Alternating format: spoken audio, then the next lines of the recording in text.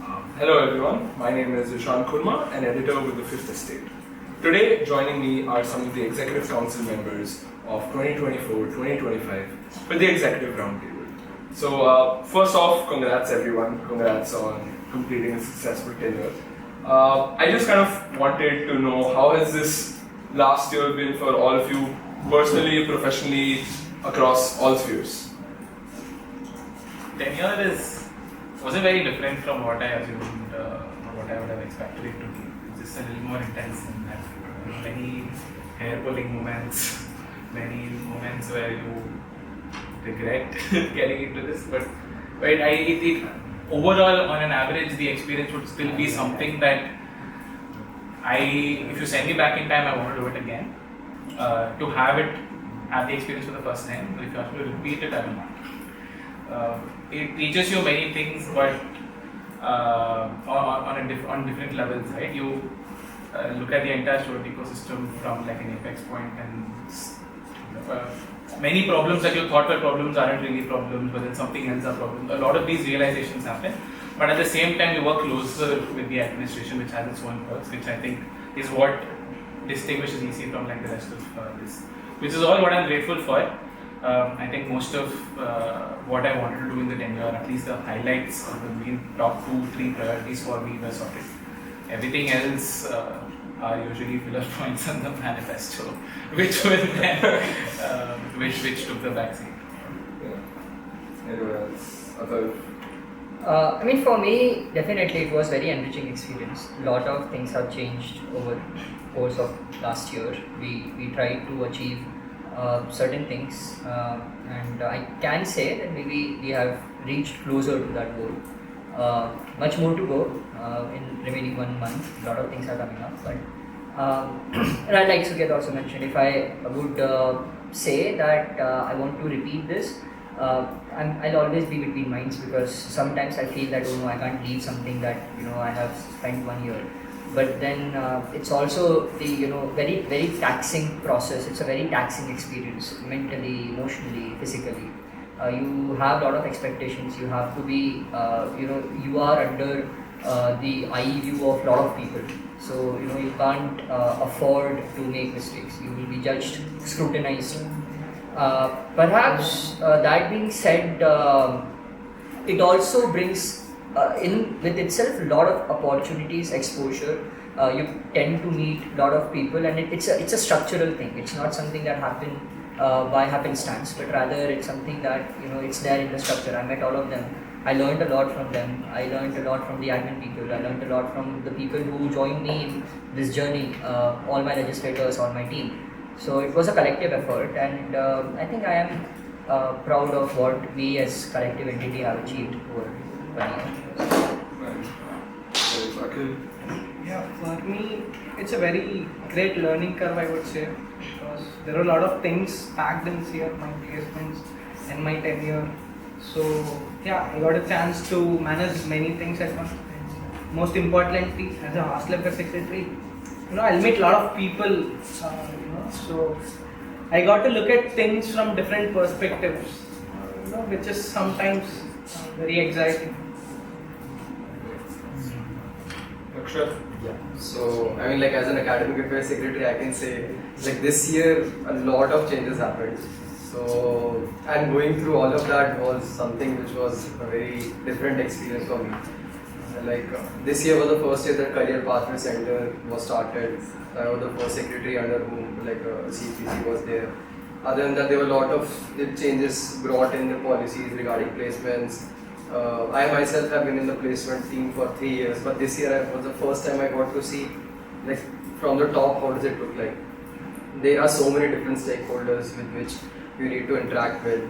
Obviously, when you are at this level, you have to be very careful in what you are going to say, because you'll probably make people mad if you say something which is not correct. So, one thing which I learned a lot was how to become very diplomatic in certain situations. Other than that, obviously, being part of the placement team, I've seen the ups and downs. These guys sat for placements, so I saw the faces during the placement time. Obviously, there was a threat of the cyclone also this time, but this time like on day one things were good. We crossed records, and I think that like in terms of my personal and professional career also, like a lot of things got sorted for me this year. So overall, and also I think like out of all of the secretaries that have been there, I think that I am the only one who has contested for an executive position twice. So if I look back, I think it was worth it. But again, like as Sukheth said, that I would not want to do it again because the amount of work which went into the whole process was very taxing. But it was good. I had a lot of fun doing that. Yeah, Like I said, varished. Varished. What about you, Kesav? for me, I think it was just about having fun. I never felt under pressure. I never felt like, okay, I have to make the correct decision every time. For me, from attending elections to starting my tenure to now, peak Saarang time and now ending the tenure, it was all about having fun. Every day I wake up thinking, okay, so today I have this meeting, I have to do it. There's a team that is waiting for my instruction. We have a pro show to do, we have a big event to do, we have to go for interactive. For me, it was very exciting. It was not at all, at any point I never felt that I was under pressure or okay, I never felt tired of what I'm doing. For me, it was about having fun, and every single day was about having fun and meeting more and more people, talking to them. I think I enjoyed that very much. For me, it's just about having fun. Makes sense. Yeah, I think I do understand all of your perspectives. So all of you mentioned, a lot of changes that you saw during your tenure and a lot of ups and downs. So what are some of the changes you've seen, Insti as a whole go through during your tenure? I mean, you can talk about your spheres or you can talk about Insti as a general. How do you think Insti has changed over the last 1 year, and where do you think Insti needs to move towards in the future? What direction should Insti take for, let's say, the next 5 years or so? People don't care anymore. People don't care about anything anymore. Mm-hmm. I mean, I think that's for all spheres, across all spheres. Let it be cultural, let it be sports. People are just becoming more boring is what I would say. Including me. Everyone's becoming more boring. But when you say Insti, you mean admin, you mean Everything. I mean, across the sphere, IT and different aspects. So one thing is the strength is increasing exponentially, which is making it very difficult to model the GSP. As in, the strength is less. It is very easy to administer, and for us as an EC, it is very easy for us to look at what people really want. And now that the strength is increased, like there are a lot of perspectives, and it's very difficult to cater to diverse perspectives. I mean, like as Akhil mentioned, the GSB size is increasing. So, I'll just give an example of how it is actually impacting other students. So, every year, the batch size of MTech has been increasing. So, earlier branches like aerospace or applied mechanics would have had very less students, 25, 30 around. But now that has increased to around 50, 60. Now the main problem is that all of these students, when they come, they look for conventional opportunities, job opportunities. And they come and sit for a placement process. But the problem now rises because the number of opportunities are not increasing in that manner. So every year we are seeing 100, 150 more people sitting for placement. So, and these MTech students now what they are doing is that they are competing with the MS and PhD scholars, because of which the opportunities for the scholars are reducing because companies generally prefer MTech students. Now, because their batch size is increasing every year, their opportunities are reducing. So this is how, in real time, some people are getting impacted. Coming to something else, I think the institute, in terms of academics, is becoming more stringent. When first, I joined institute, I remember academics, specifically attendance, was I think a very chill concept. Professors hesitate a lot in giving the W grade. So even if you have low attendance, even if you have 70, 65%, it's going to be fine. But now that situation has completely changed. Now if it's below 75, if you're on DG campus, you're getting a P grade. So I think in that sense, things have become more strict. So obviously the administration also has a viewpoint that students need to attend the classes, but that flexibility has reduced over my time in Insti. Yeah, I mean, that is understandable. I've seen that happen with, over the last 3 years with myself. Akhil, you brought up a really interesting point that, every year we're seeing the number of students growing exponentially. And so I kind of wanted to get your views on how you think this is, impacting IITs, impacting the general student body. There's a lot of discussions that float around about the brand value of being an IITian, what it means to be an IITian. Somewhere along the lines, maybe having this many people coming in, some people feel like it's being diluted, some people think it's great to open the doors for more people, give more people opportunities. What do you guys think? What do you think this is the trend that we should see over the next few years? Or maybe, press the brakes a little? While we are at it, no, I think. So, opening up and getting more students and all of that is fine, but to highlight the few trends that are happening, the institute in itself is becoming slightly more hungry. The administration is getting hungry. They are slightly, I think, at least from my sphere and a couple of more, they are more involved in student activities than before. They want to see results. And I can speak for mine very, very specifically because they want 100 startups, they want 10 number of patents. So these are all becoming missions for the administration, but it has to get executed at the student level. Right? So because of those reasons, there is some sort of alignment between students and admin that is required, but there is not enough time for that alignment. Our campus has been traditionally a research-focused institute, especially among the IITs. We were the ones that were best in research, and folks who wanted to research came here, and we were good at it. Now, everyone wants to move towards a more startup-oriented, venture-oriented institute, campus, support such initiatives and so on, which is great. It's okay to change your vision every at least 2 decades or something.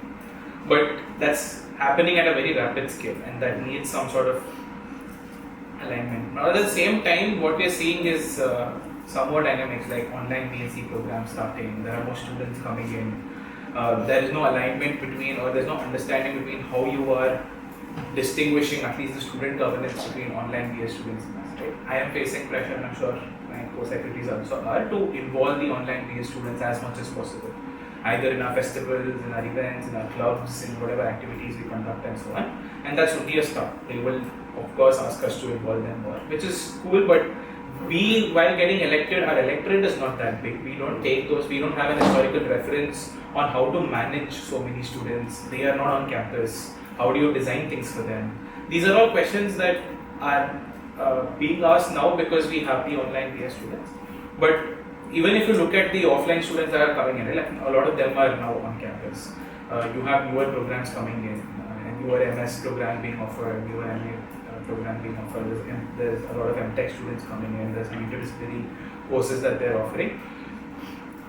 The student ecosystem is not able to, I think, align themselves at the same pace at which the administration is thinking, because especially regarding these decisions, we have zero involvement. Right? So we are not able to put, especially with that, they take a decision, there's an impact on how many students are there, which point of students are there, what they're studying, what they're doing. Now, after that decision has been implemented and that change happens, it takes time for us to. And I think it's even more for Akhil.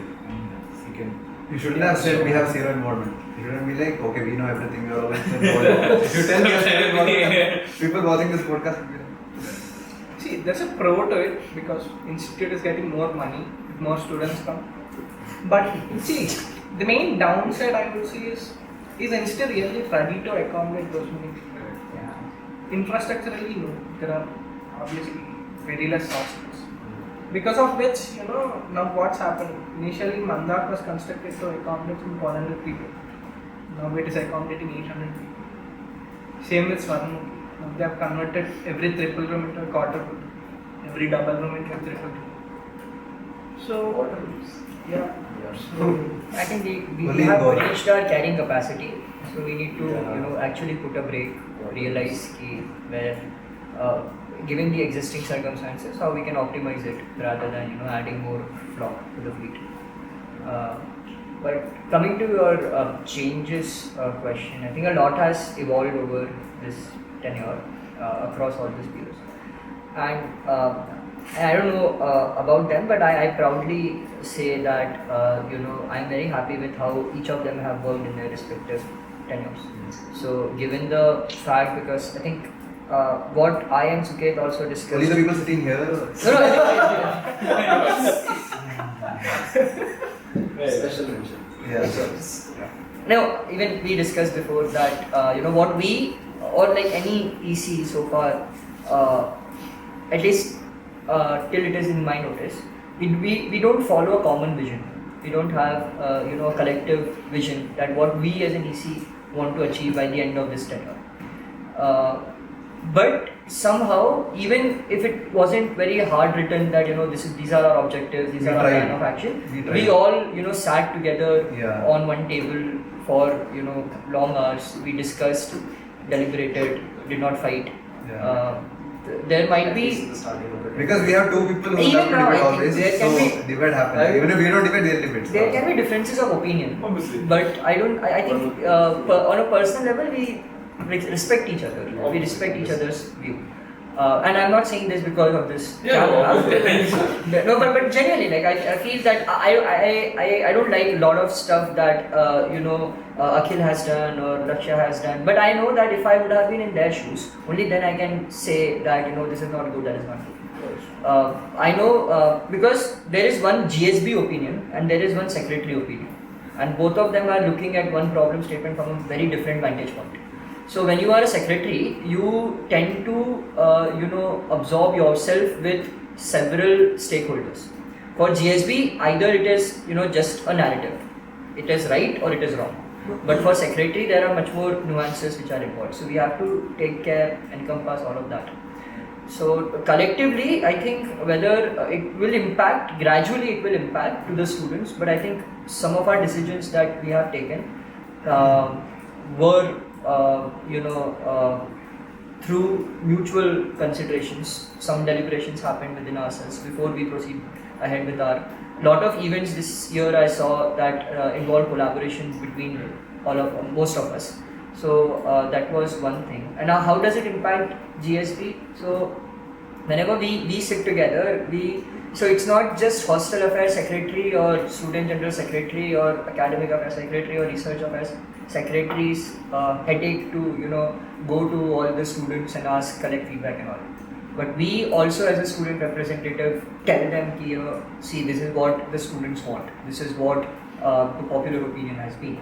Now you as a representative should think, take your action, take your call on that. So I think that discussion happened between us. I think more details would come up slowly, gradually in this podcast. So in that broad spectrum, I think the trajectory that we all treaded upon, a lot of things have changed from last 10 years. That's good. I do understand your point that I have seen it in action that the EC this year has been a lot more cohesive, has acted more like an entity and a singular unit than disparate spheres, and I think that's really important for. You felt so actually? No, to a good extent, I have seen that happen. See, I would just like to say we tried.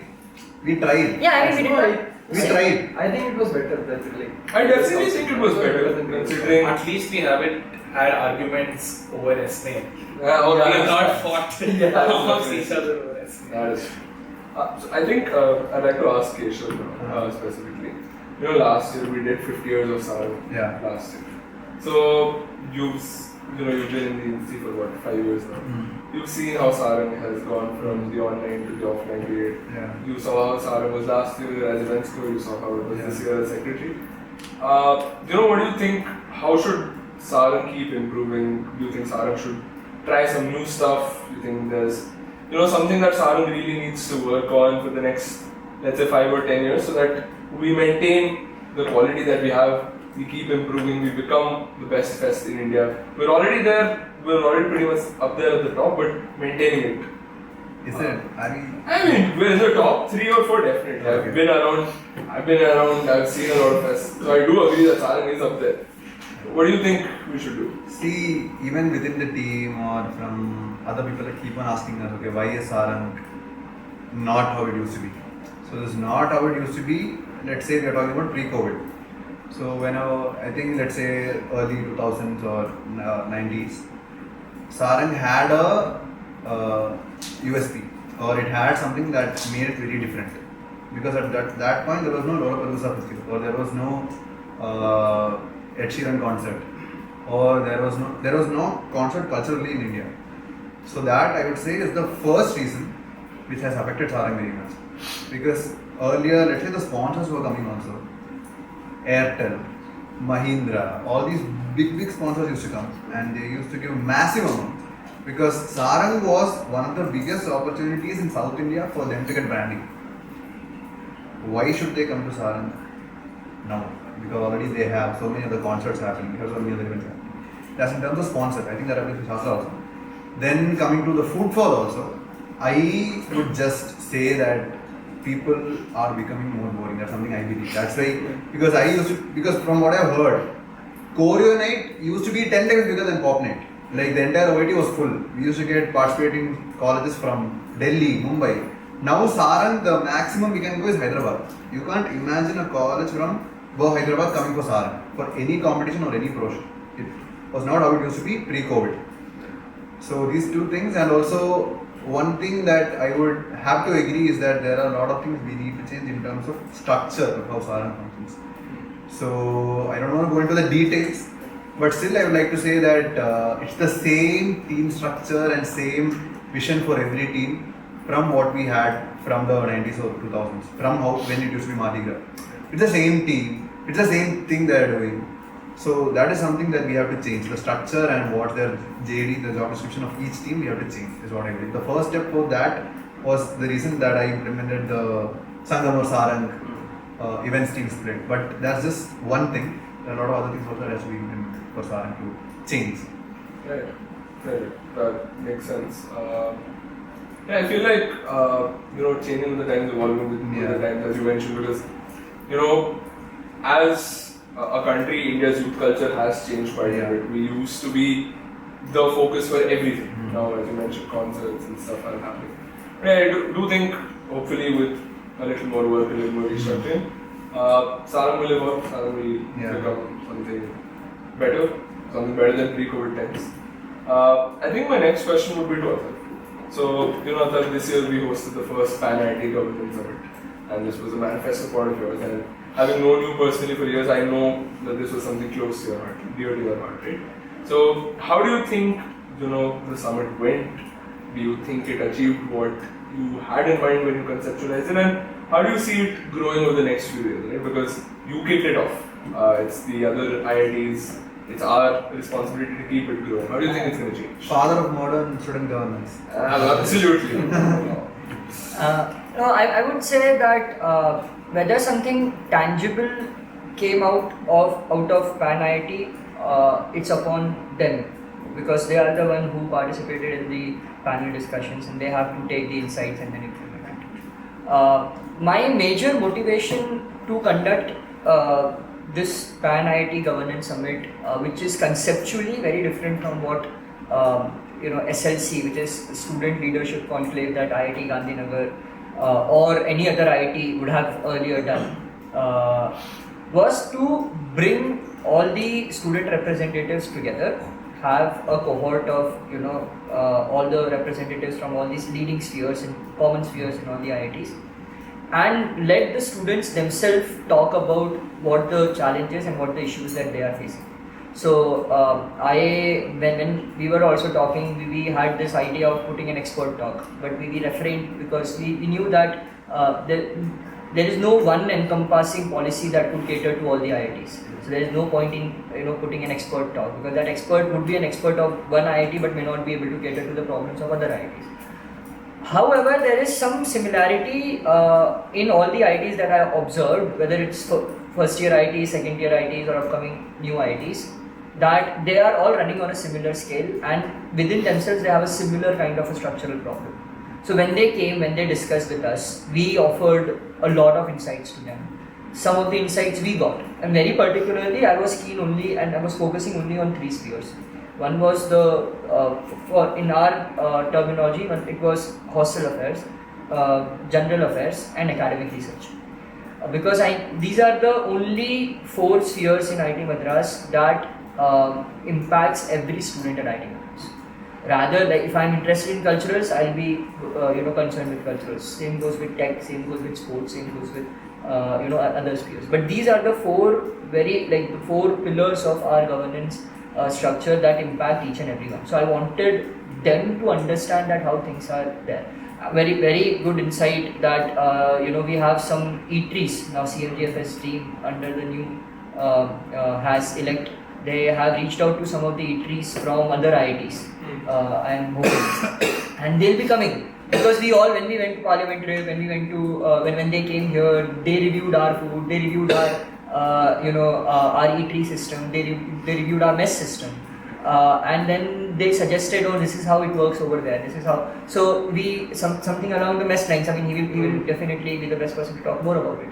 But something along mess lines, we came to know that ours is the only IIT who have plenty of stuff in our menu for each meal. We just don't limit ourselves with some 3-4 items. No, we have plenty of things. Along with that, we have extras. Then definitely the quality of items which are used to prepare will go down because the cost needs to be adjusted somewhere. Now we went to IIT Delhi, so we saw that how their mess system works. I was in IIT Roorkee for a couple of months. I saw how their mess system works. So we have contacted their mess caterers. I've shared contacts of their mess caterers. So when the tendering will happen, they will come. So all this is keeping in mind that mess food improves at IIT Madras. More options of eatery, night eatery, day eatery comes at IIT Madras.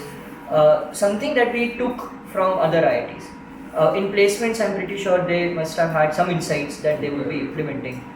Same for cultural, same for tech. So the idea was to bring all the people, establish a contact. Now what happens? Next year, our secretaries know whom to contact for promoting their events promoting our events in their IITs. So if at all like AIRSS. Now when AIRSS, so our RAS, she put that message in the PAN IIT group. So so it reached all the IITs informally and directly, rather than involving an admin intervention with us sending to registrar and registrar sending it. So that networking was established, and I think that networking is something in the long term, 5 years down the line, 10 years down the line, would help us to create a robust student governance infrastructure across all IITs. So that's what I envision, and that's what I think. Robust student governance infrastructure across all IITs. So we will now it is upon our successors also to ensure that this works. But like I said, IIT Guwahati, IIT Kharagpur is celebrating their 60 years now. So 60 or 65, I'm not sure. But so they have also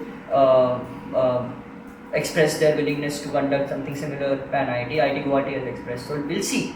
But I'm pretty sure that this particular initiative has a lot to offer, and in the long run, it will contribute more to the student welfare. Father of modern student governance. Right. I think my next question was a little more spicy, a little more fun, and I think this is coming also from a personal point. So all of you, I know at some point or the other, have complained about this to me personally, or I've heard about it. How is dealing with admin over your tenure? I know there are stories. So how has dealing with admin been over the last 1 year? And especially Atharv, you mentioned that it differs from IIT to IIT, how the governance system is, how the interaction with admin is. All of you were present at the summit. How do you think our admin fares in terms of cooperativity, in terms of being helpful, or in terms of being involved compared to the other IITs? Sukheth, you mentioned that our admins recently started getting quote unquote hungrier, right? They want more results. So how has the last 1 year been dealing with that? So, I mean, like my experience with admin this year as a secretary was actually very good. So, for me, the whatever stakeholders I have, the Career Pathway Center for Placements and the Dean Academics and Academic Section in general for all academic related issues. Since the starting of my tenure, first I'll talk about the academic side. So, I remember as soon as I got elected, the results came out. I was very enthused and I went to Dean AC. directly to meet him. Okay. And he was actually very accommodative. He kept a separate meeting for me. We sat for 1 hour. We discussed about whatever is going on right now, what are new things which are going to come up. Obviously, there are a lot of stuff related to academics which are changing. If recently, the institute has set up a committee to revamp the whole workflow system. So he told me about all of this, and afterwards, if any student had any academic related issue, any major issue, I used to directly reach out to him. He used to respond, and like with respect to academics, he was very cooperative. Now coming to the placement side of things, obviously first year career pathway center. Earlier, the process used to be bit informal, like the contact between the student team and the advisors. This year it became formalized, but to be honest, I am really happy that like that formalization happened because this year there are multiple things which happened, which I personally feel would not have happened without the support of the career pathway center. So if I take an example of this year, we started mock GTs and mock interviews for all of the students. So that was something which would not have been possible without the support of the CPC office and the advisors. So overall, and I think they provide the student team with a lot of freedom. IIT Madras has the placement team of IIT Madras has amongst the highest freedom amongst all other placement teams. Even we need to have an elected secretary. In other IITs they don't even have that. They just have placement managers who are selected positions. And here the admin is playing more of a supportive role.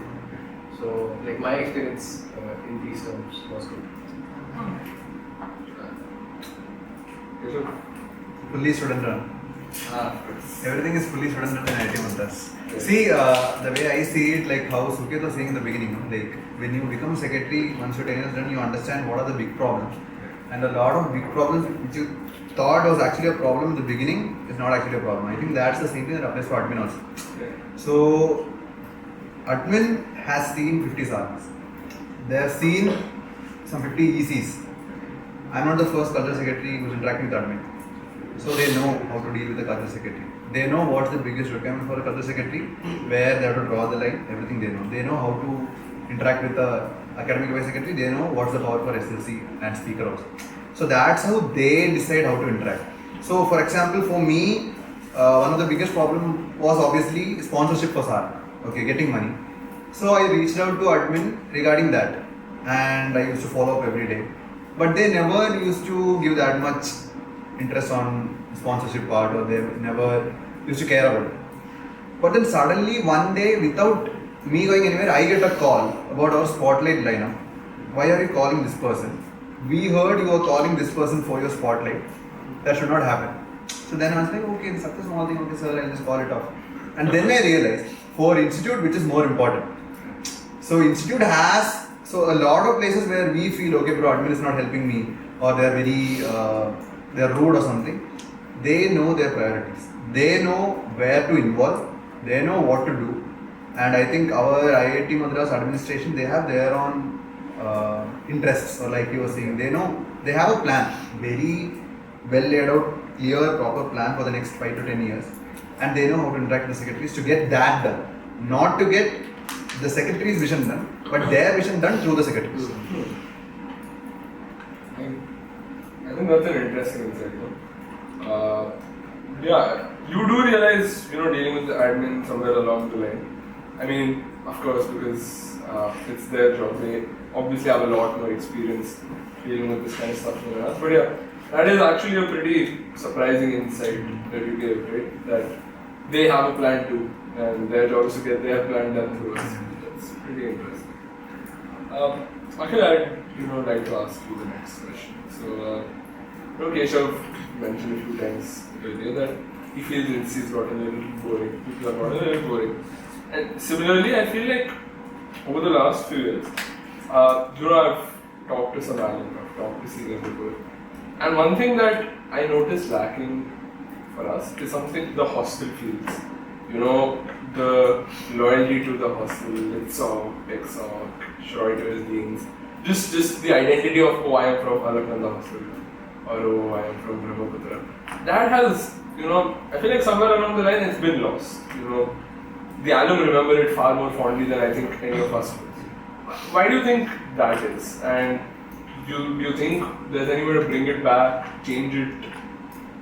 See, as we discussed earlier, it all comes down to the number part. If you look into the deeper thing, what's happening right now is a student, say UG student, before he graduates is staying in 3 hostels. First year in Manda, second year in Kavali, and third year and fourth year or fifth year in one hostel. It's obvious, like if previously you're staying in 5 years in one hostel, now you're staying in 3 different hostels. So, like, to which hostel do you show your love? So, the only solution is that we have to reduce this number of hostels a student stays. Again, the only problem that lies here is the number of hostels, the strength our institute can accommodate. So yeah, we have tried different permutations to do this. It's not only me, my predecessors. They have spent a lot of time and energy in it. But as Kesav said, the vision of Insti is different. That is to increase the number. So yeah, there are few good things that are happening. Like there are a couple of new hostels that are, I don't know when they'll come, but yeah, they have been approved, and Sarayu will also get demolished and will be rebuilt. Yeah, hopefully that will give some scope to solve this problem. I have a couple of observations here. Either we try to compare it with how good IIT Madras was and why bonding was there at that point, or you have to compare it with other IITs. This trend is not just in IITM. All other older IITs, Kharagpur, Kanpur, Delhi, Bombay, are also seeing a decline in their hostel culture. There also, compared to their old times, there is a drop in saying, okay, there is not enough belongingness, attachment to your hostel, feel for the fight and all that. So, when I compare with other IITs, you're seeing a similar trend. And the reason why all of us, I think, are going down, one explanation I can come up with is back in the day, there were not many things or many avenues for you to either spend time or network with other people. Right? Spend time, simple, we have a lot of, we are on our phones, laptops, this typical, what our uncles and dads will say applies here. There's stuff that we can do in our own rooms in solidarity, just in a small group, we can play games on our phone and things like that. And so there's not enough incentive for us to go out and network with folks elsewhere in the hostel. That's one. 2, there are a lot more PORs today on campuses than there used to be before. If I just take my sphere an example and give 2010, 12, around that time, it was just Shastra. There was no ECEL, no C5, no Nirman, no this or that, right? So C5 wasn't there. C5 wasn't there. C5 came on 13, 12, 13. Oh. So 2006, 7, and this is just my sphere. I'm sure when we talk about IIT history of 30, 40 years, at that point of time we didn't have PORs, like so many. It was just probably Saarang and Shastra were the only 2 PORs that a lot of them can recall, and probably Hostel and things like that. So that time, let's say per student, maximum 1 POR a student would have. You would go to the POR meet, you would finish and you would come back and then hang out with his hostel folks. And if I go really back in time, we had messes in our hostels at that point, before the extension rates and all that came out. So that's where they used to spend their time. Today, one guy goes 6 p.m. there's a POR meeting, 8 p.m. there's a POR meeting, 10 p.m. there's a POR meeting, second year guy. Then he comes back to his hostel, sleeps, 8 at class again. He's not really meeting his hostel folks. There is bonding, but it's in POR, it's not. If you ask people to do a Shastra versus Saarang cricket tournament, everyone will come down to it. So bonding is there, attachment is there, it's just not the hostel is diverted elsewhere.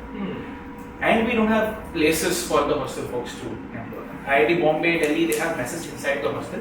They have eateries, they have a Primark inside the hostel. People will go there, meet other folks. You don't have a reason to go out. Today I'm going out to the mess, I'm going out to Primark, I'm going out for everything. So I'm not sitting down with my hostel folks. These are all some things you can solve, some things you can't. If we open a eatery like IIT Bombay, monkeys will. I think I think pretty interesting. You said that bonding's moved away from hostels to PORs. I kind of had a general question to all of you guys, right?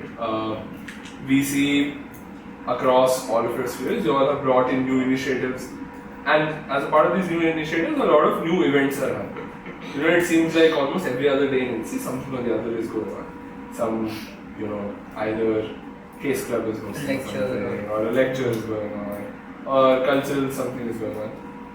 And, you know, to some it feels that it's become a little too saturated, right? It's the number of events happening, the sheer amount happening. Obviously no student can then do everything that they want to do. They have to pick and choose. But somewhere along the lines, I think it does impact the kind of lifestyle you live in Insti, right? Your time is so occupied, as Sukheth mentioned, right? Your 6 p.m. POR meet, 8 p.m. POR meet, 10 p.m. POR meet. I think student lives have become a lot more saturated. Do you think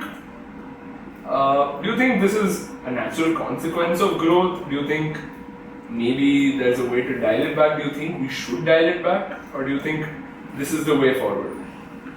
See, so there are some things which are very easy to begin and very easy to start doing. A lecture series is one example. Every secretary can start and say, I will do a lecture series in my theme. I will call alumni, it's an alumni, international alumni relations thing. I've got a tech guy, it's a tech thing, culture. You can do that with every secretary. And if not the secretary, this is not the secretary sitting and saying, I'll start a lecture series always, right? There's some cord, some head, some course, some guy saying we should start a lecture series. There's nothing wrong in doing that, so the secretary will say yes. And then this will start. And this will happen year long for many events. They'll start some new initiative, which might not be top priority, but there's no harm in starting. So they'll start. Everyone's thinking the same. They are working in like very small silos of like 6 people. We can't look at it like sphere level, right? In my sphere, in an organization, in a vertical, in a sub-vertical, there is one guy who's sitting and saying, you know what, you can start a new competition. For him, it's an initiative that he thinks is like really impactful. But when you take steps back and see this, many such things are already happening in Insti. Maybe that's not happening in Shastra. He'll be like, Shastra, my first time this is happening. But it might be happening in C5, it might be happening elsewhere. So that way, it starts at low levels and then you realize, oh shit, there are too many events now.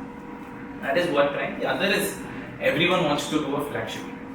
Everyone wants to do a fest. Everyone wants to wear ID cards and roam around on campus. And you will see a lot of the most recent, whatever you've seen, big things happening, you questioning whether this is all even required or not, is happened because they think there needs to be a flagship event. Because there are some perks of a flagship event, I won't deny that, but then it's not always necessary for you to say, I will do the same thing, but like in a 3-day extravagant also. Whereas morning to night I'll do that and I'll have dinner and it feels good for a team to close with that. Sure, we feel like when Shastra ends, there's an immense amount of relief for me. Same with like Saarang. Festivals that add some amount of thrill. But is that thrill the right place for you to divert your energy? This question. In fact, I'll add on because we all derive our powers from students' constitution, and then SLC has a panorama view of all the activities which is going on. So one thing that I discussed with Lakshya also that we need something that we need to take up. So what I have noticed is that there is no coordination between the teams. So we talk amongst ourselves about the big picture that we are looking for, but our teams are also planning something or the other thing which they will do. And it is very difficult for teams like them to keep a track of every event or every activity that their teams are doing. So that's why it never comes up in the EC meeting. Now the problem is that recently there was a spotlight lecture where Rituraj came, and at the same day EML was doing Vapotsav. So there was clear clash. So our Insti audience will also get diverted, right? And then there was this Sathis conducting one, art therapy, this therapy, all those therapy. But Mitra also conducted in the same week their week-long activity, same activities or similar activities. So the footfall got diverted even that. Hardly 40 people, 50 people are attending lectures, and we are spending 40,000, 50,000 on each of the events like this. So what it has happened is that the saturation has happened because there are a lot of events that a lot of us are doing, and each team wants to do that event because they want to get that recognition. Now teams like MMCC or CMGFS, who are very crucial for all the students, but they don't get as much recognition as Saarang or Shastra will get. Soon MMCC will also start one lecture series. So that's all. So flagship Yeah. event, right? But then that defeats the purpose. So the POR value has gone down. The number of PORs have increased. The events have increased.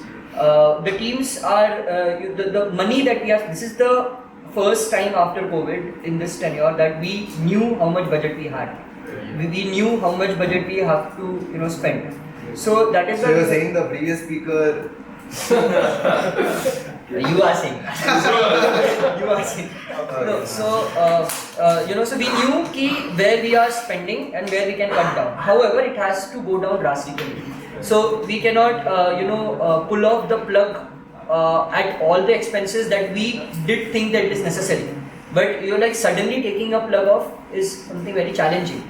So their expenditures for monitoring, mess monitoring or CMGFS inspections and all the other teams. So it was very difficult for all of us to take that call, but we have to take that call. If given that we have spent 1 year, we have to realize. That's why we also decided to form a committee that will function as very similar to Elon Musk's Doge. So when we all thought that we'll sit together and we'll strike out teams, we'll strike out events. So because our funding is very limited, this year we are closing with a 25 lakh deficit.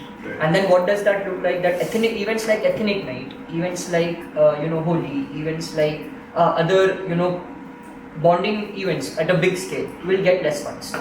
Because there is a lot of overshoot on other expenses. So we all have to sit. It's a collective thing. We all have to sit. We all have to cut. We have to sit again. We are not sitting again. Someone. Anyway, then Saarang fund will cut.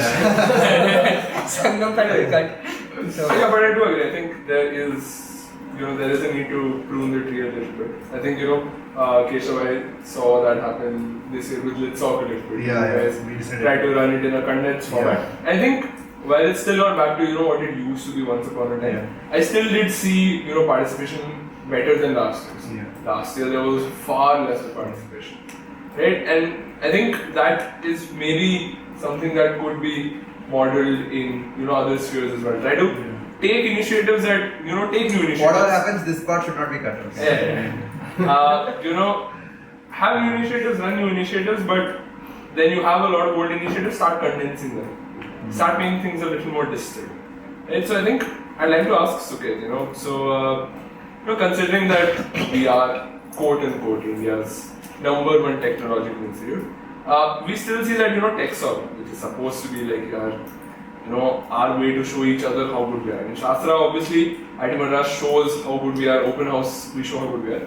But Techsoc, we've not really been seeing participation, and that's not just this year, right? I've seen over the last 2-3 years. It's been on a decline. So, you think there's any way to fix it? You think you kind of have to revamp it or some workaround, something? I'll tell what I think are the problems. Solutions will either work, not work. Everyone will come with different solutions. I came up with some, worked to an extent, did not work to an extent. Someone else might have other ideas. But the problem is the two, right? One is everyone comes to IITM with at least the engineering students with an intent to do some or get into something. So first year you will see a lot of interest. You will see a lot of interest everywhere. If C5 hosts an orientation for the first year students, I will bet the entire SAT that top area, middle earth area will be full. But what happens after that is people start realizing, robotics is not the same as AI, programming is not the same as aero, this is not the same as that, and there is a huge difference in the opportunities everywhere. People come with an aim to get placed. Everyone comes, almost 95% come with an aim to get placed. After that, a significant convert to I want to do hires, I want to do research. All of that conversion happens much later, but a lot of them come with an aim to get placed. And once they realize, if there's not much point in me doing robotics, not much point in me doing electronics, especially for my branch, this company doesn't open to me, that company doesn't open to me. A lot of this realization will pile up by the time they come to their second year, third year, and you will start getting asymmetrical interest.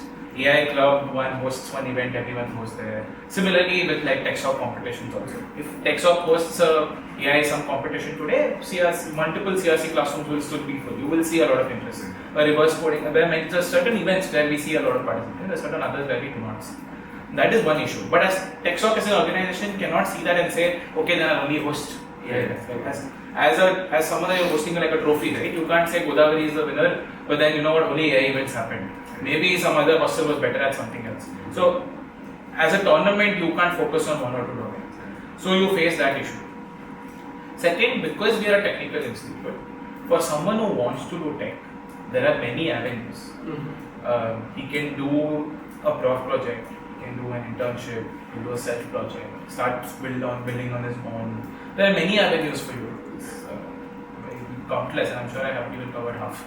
But it's not the case with, let's say, culturals or sports. If you want to play cricket properly in Insti, you have to join, you will go to sports, right? That's the peak, that's where everyone wants to go. Same with cultural, where else will you do, what else will you do? But for tech, because the avenues are so many, you again get distributed. The really good folks, maybe after losing interest in the first 2 years, they're like, when I only do research on develop prof now, I find that really interesting. And even though he might be your best propulsion guy, he will not come and sit in Avishkar. Or he will not come and sit in Abhyudaya. Like, no, I'm doing research with the professor, I'm going to a startup. The avenues are so many that you see a decline in these. And so we tried with like incentives and all of that, but it doesn't really work. You have to solve the problem of sort of equally distributing opportunities, which is not now. After IITM, what will that person do? Like in terms, like as Faisal mentioned, like whenever a student joins the institute, most of them, whenever like during 11 and 12, they only heard about placements, and that is why they join the institute. So like one thing which I'd like to add here, like which I've seen a lot of students do, is that first year they come to the campus. If any C5 is keeping any event, there is a lot of competition. For joining the competition teams, there is so much competition.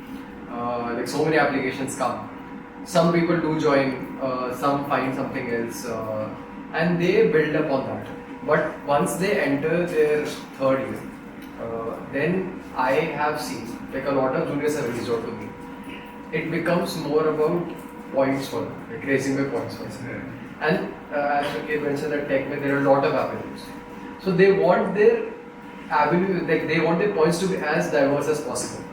So some guy in Avishkar would stay in the team for like 1 or 2 years, and then he'll decide to do something else. So that when he gets to build his resume at the end, he has multiple points to show that he had an overall experience in the institute. So I think that is also a reason, like people are not that focused to stay. To be honest, like the amount by which the amount of students which have reached out to me saying that like what is the value of this point, what is the value of this POR, if it is a peak or not, especially for consulting. I mean, like it's for these competitions also, like so what is the value of them. So I think like in the first year it is genuine interest, but as time progresses it becomes more of like a point. And this is not really a problem, I would say. Like, sure, as an organizer I can say, participation is a really big problem for me. I can't host an event and see 5 people sitting on the bench for the competition. All of this I can cry about, but this is how the world should work. If there are incentives, you came for something, you should do things that take you to that place. If you want to get placed, you want ABCD company, that company wants you to do XYZ, you should do XYZ, you should know the other stuff. As a senior, that's what I would suggest my juniors to do. Don't do stuff that will not help you later. Unless you are also doing them and you want to do this to have fun, which is great, but if you are putting a significant amount of time into something that's not helping you in any way, don't do it. Makes sense. Yeah, I think actually I kind of wanted to ask you. So you brought up, how a student's mindset changes over the first 2 years and then third and fourth year. In your 4 or 5 years in Insti, how have you seen? So you've been in the placement team since the very start, right? I've seen it. How have you seen the placement, the scene evolve? The kind of companies that come, what are companies looking for? You mentioned, right, like, let's say somebody's in Avishkar. They kind of want to diversify because they want to have as many points. And I feel like what, as a generation, we're losing out on is, companies don't really want specialists anymore. Companies don't really want somebody who's great at something, but that's it. Companies want somebody who can do a lot of different things. So how have you seen, you've been there, how have you seen the companies evolve, how have you seen the students evolve? Okay, so I'll start with the COVID period. So during the COVID period, like obviously there was a very huge spike in the number of companies which are willing to recruit. And like I was not in the team for that season, but like my friends were there, and literally like there were so many companies like this, and all of the interviews were happening online. So people were literally like being called on the phone multiple times ki you come and give the interview. The company is willing to wait for you. So at that point the situation was completely different. The companies had a huge demand, but after that like the recession and everything started. Obviously the demand dropped, and the number of companies hiring which also like decreased a lot. And like when I was a core for the placements, and at that time the like proper like peak recessionary period was there. At that point of time the situation completely changed. It was more of students running to the interviews. They wanting to like just get a chance to give give an interview. So I think in that sense things have changed. It has become way more competitive considering the number of students sitting are increasing and the number of companies which want to hire is not staying the same. One more insight which I have is that there has been a theme of companies which have been hiring. As you will agree that earlier consulting used to be a very like lucrative space. The number of companies, the number of hirings are very high, but that has like dropped now. This year there was a slight uptick, but in generally it has dropped from where it was. In the interest. I'm not talking about MBB, I'm talking about general consulting. So yeah, but this year if you see, like I as a secretary saw so many AI companies come for recruitment. Sarvam AI, etc. So many companies had come. So I think there is a theme attached to it. Whatever sector is upcoming, companies will come. The hiring numbers that can vary obviously. So that is there. In terms of as the competition is increasing, obviously the pressure on students also is increasing. They have to take the process more seriously now from the starting. Earlier, like when I sat for interns for the first time, I remember that I started preparation very late. Like during June or like July I had started. In August I sat for interns for the first time. But now I'm seeing that people are reaching out, and people have actually, like those who are sitting for interns in July, August, they have started preparation already. Oh, yeah. So this is a very drastic change which I have seen, which I think like people are adjusting to the new conditions. So yeah, that is the. Makes sense. I think let's shift the tone a little bit. Let's have a little random question. Kesav's favorite. Yeah, Keshav's favorite kind of question. It's been 12 months. You've been through a lot of stuff. You've had a lot of moments and memories. What's probably the one moment or one memory that you've lived that you don't want to ever live again and you wouldn't wish on anyone? I know I have had, last year as candidate, I have definitely had my fair share of those. I'm sure you as secretaries would have had way more. What's one moment that stand out? All of you prepared for this question, or I should have actually? I thought this question will come. Either the favorite or I have. Then you will start. Okay. Yeah. So the moment which I never want to face, like from now on, which was really grueling for me, were 3 days. Okay. The 29th November, 30th November, and 1st December. These 3 days, cyclone was there, that was there, but I literally, I remember I woke up on 29th morning and I went to sleep on 2nd afternoon. I was awake for those days because like that is the pinnacle. Like you are literally about to start the process, and there are so many things, so many small issues which you have to look after. Obviously, from a secretary perspective, you have to ensure that everything is like in place. You have the pressure from admin, you have the pressure from students. Obviously students are pressurized themselves, so you cannot Like expect them to cooperate also much. They'll have their own tantrums. So like that, like those 3 days were something which I don't want to experience again. I mean, It's like obviously, Yeah. obviously it was it was very good. Like I had a lot of fun. I had a lot of support. Like lot of people were there. Like I remember, so in placement office during those 3 days, there were minimum 40 to 50 people always in the office from various teams. 40 50 people will be there. Someone is managing something is happening. So that 1st December goes perfectly. After that, the process is a bit chill, but the 1st December is the most important for us. So yeah, like that was one thing which was very grueling for me.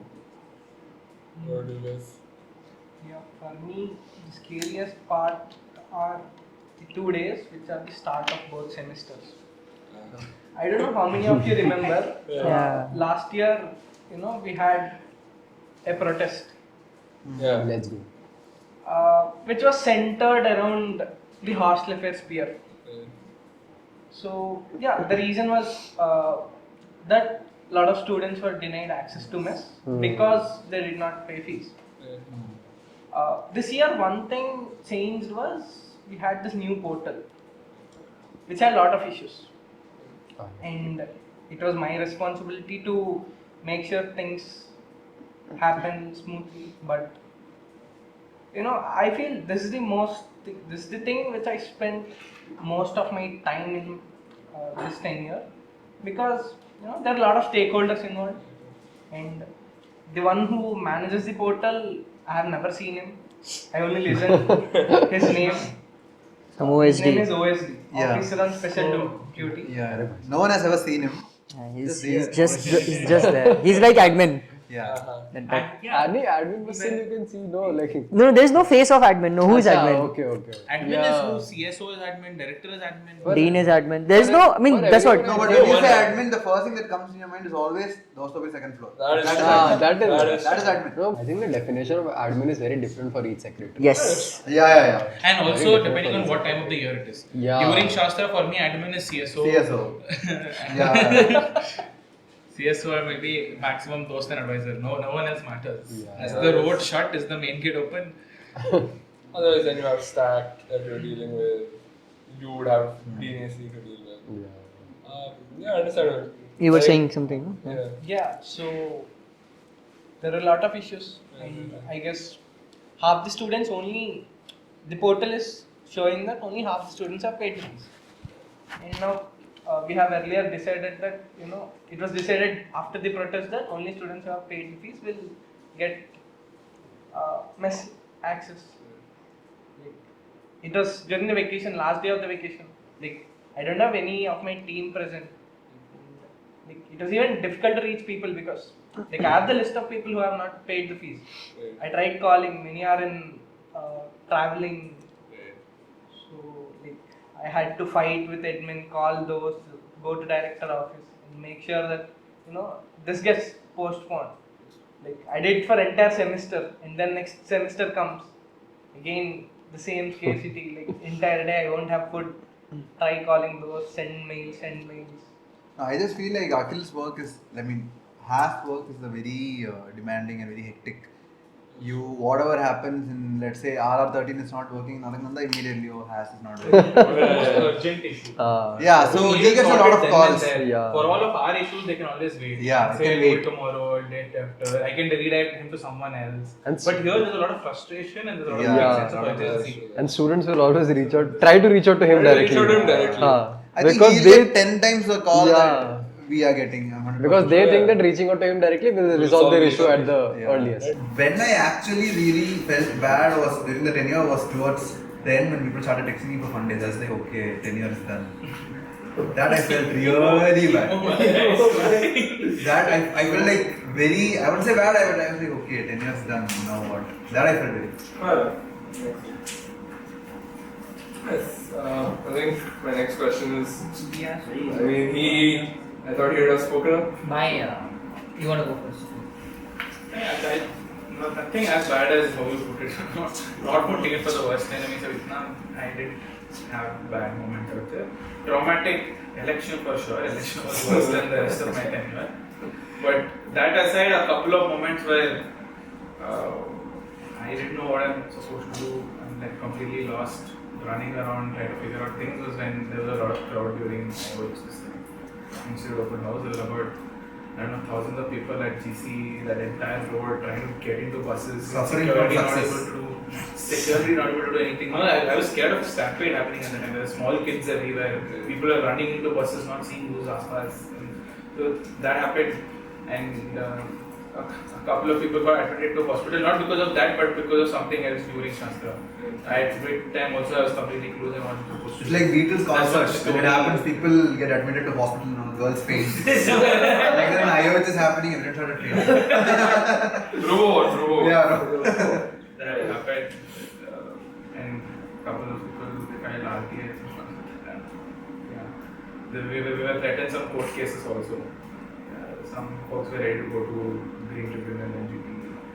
So those are all some stressful moments. But otherwise, nothing as bad as something that will break. Even I would be ungrateful if I say that there were a lot of major setbacks in my tenure. Perhaps there were a lot of new territory that I had not explored before. Since they have all gone through the conventional elections, so they have this training of getting themselves accustomed to memes or trolls, net trolls, Instagram, and for me during last 2 weeks were quite challenging because the way I wanted to portray something was not how it was perceived by some section, obviously because of the political underlinings, but perhaps that was like, oh my god, am I how should I go about it? How should I? Then I have to rethink. There are a lot of procedural issues that I was surrounded with. So I have to take note of all of that, and then I had to ensure that this thing goes. Then there were a lot of mails, a lot of complaints, a lot of big paragraphs being written, and then I have to reply. I have to answer all of that. So that was one thing that I did not went through during my elections. Elections were very difficult, very difficult because our electorate is very small, so it's a lot of convincing, and you have to meet one person again and again and again and again. So that's another ball game. But this segment was something that I experienced recently. So that was something which was a good exposure for my resilience. But Parliament trip or Pan IT, I would say, were something that touch wood, but it went really well because the first day of the Parliament trip, and I don't have Parliament itinerary set on my agenda, and I'm like, okay, fine, let me calm down, because if I panic, my team panics, then the trip spoils for everybody. So I'm like, okay, because we were relying on one particular agency, Lok Sabha agency, I won't call name now, but then they was constantly like, I'm not even here on campus, but I'm licensing with registrar, AR students, licensing with Lok Sabha Secretariat, chair, I'm licensing with PhD of Lok Sabha speaker, all those things, trying to get one spot for all of us to visit Lok Sabha, but nothing worked out. And then I was like, will this be also a Parliament trip where there is no Parliament involved? And I was like, okay, fine, let us go ahead with it and let's see, because we had other itineraries, but the name was Parliament trip. Then the first day went, and so first day was supposed to be the Parliament day, and we were like, okay, we don't have any itinerary now, what do we do? So we'll go Delhi Darshan. So we took everybody, and luckily on that day I got a call from Vice President's office ki, you are being invited as a special guest of Vice President to visit the Rajya Sabha and interact with him. And then I used my connections and made sure that we get Rajya Sabha entry. Then we also get old parliaments, Lok Sabha and Central Hall and Rajya Sabha entry. Then we went there. We saw he missed. He also missed, and he also missed. So I was to be there. I was fortunate enough. Yeah, you were fortunate enough. So then Friday became that day. We had to almost cancel some other commitments. We had with ORF and Doordarshan. and it was very difficult to say no to them because they prepared everything, they were expecting us, we did not show up. But we conducted an online meeting, we made some excuse to Doordarshan and we made sure that we visit Parliament. But I think that was a good decision and I think people would appreciate it.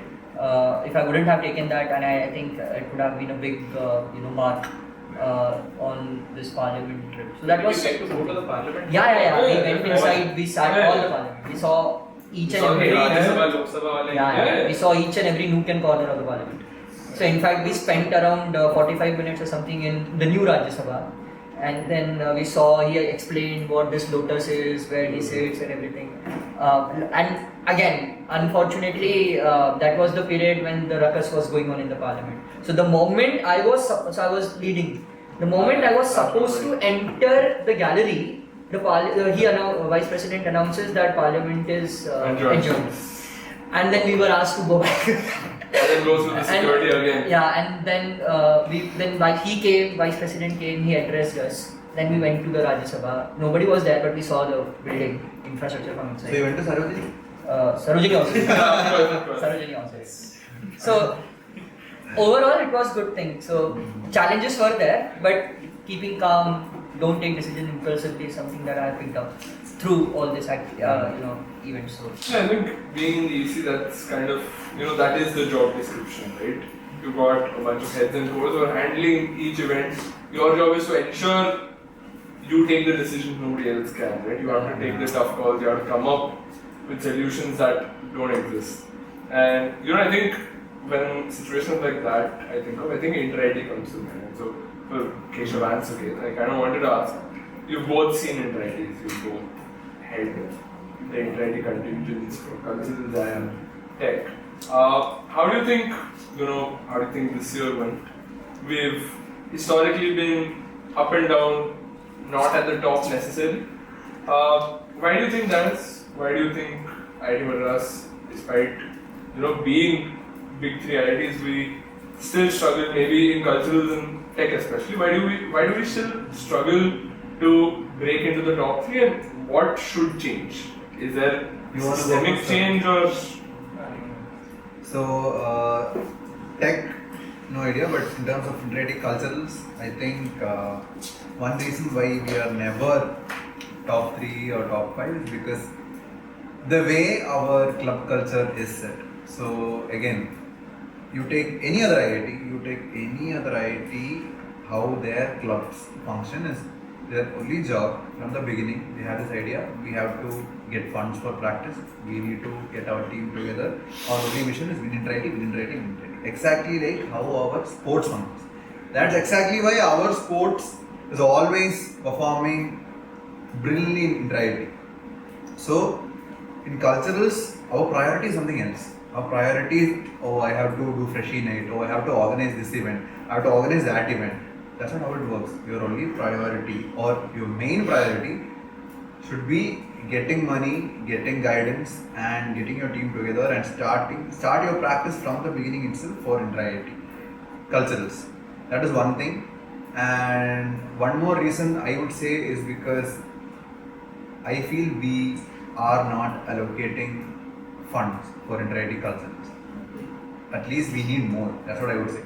Because we all know how much funds sports is getting. Right. See, I'm not complaining, it's just that I'm saying that sports as a sphere gets 3 times the budget that culturals is getting, which is needed also. But culturals, in order to perform better in inter-IT, do we need money? Yes, absolutely, we need more budget.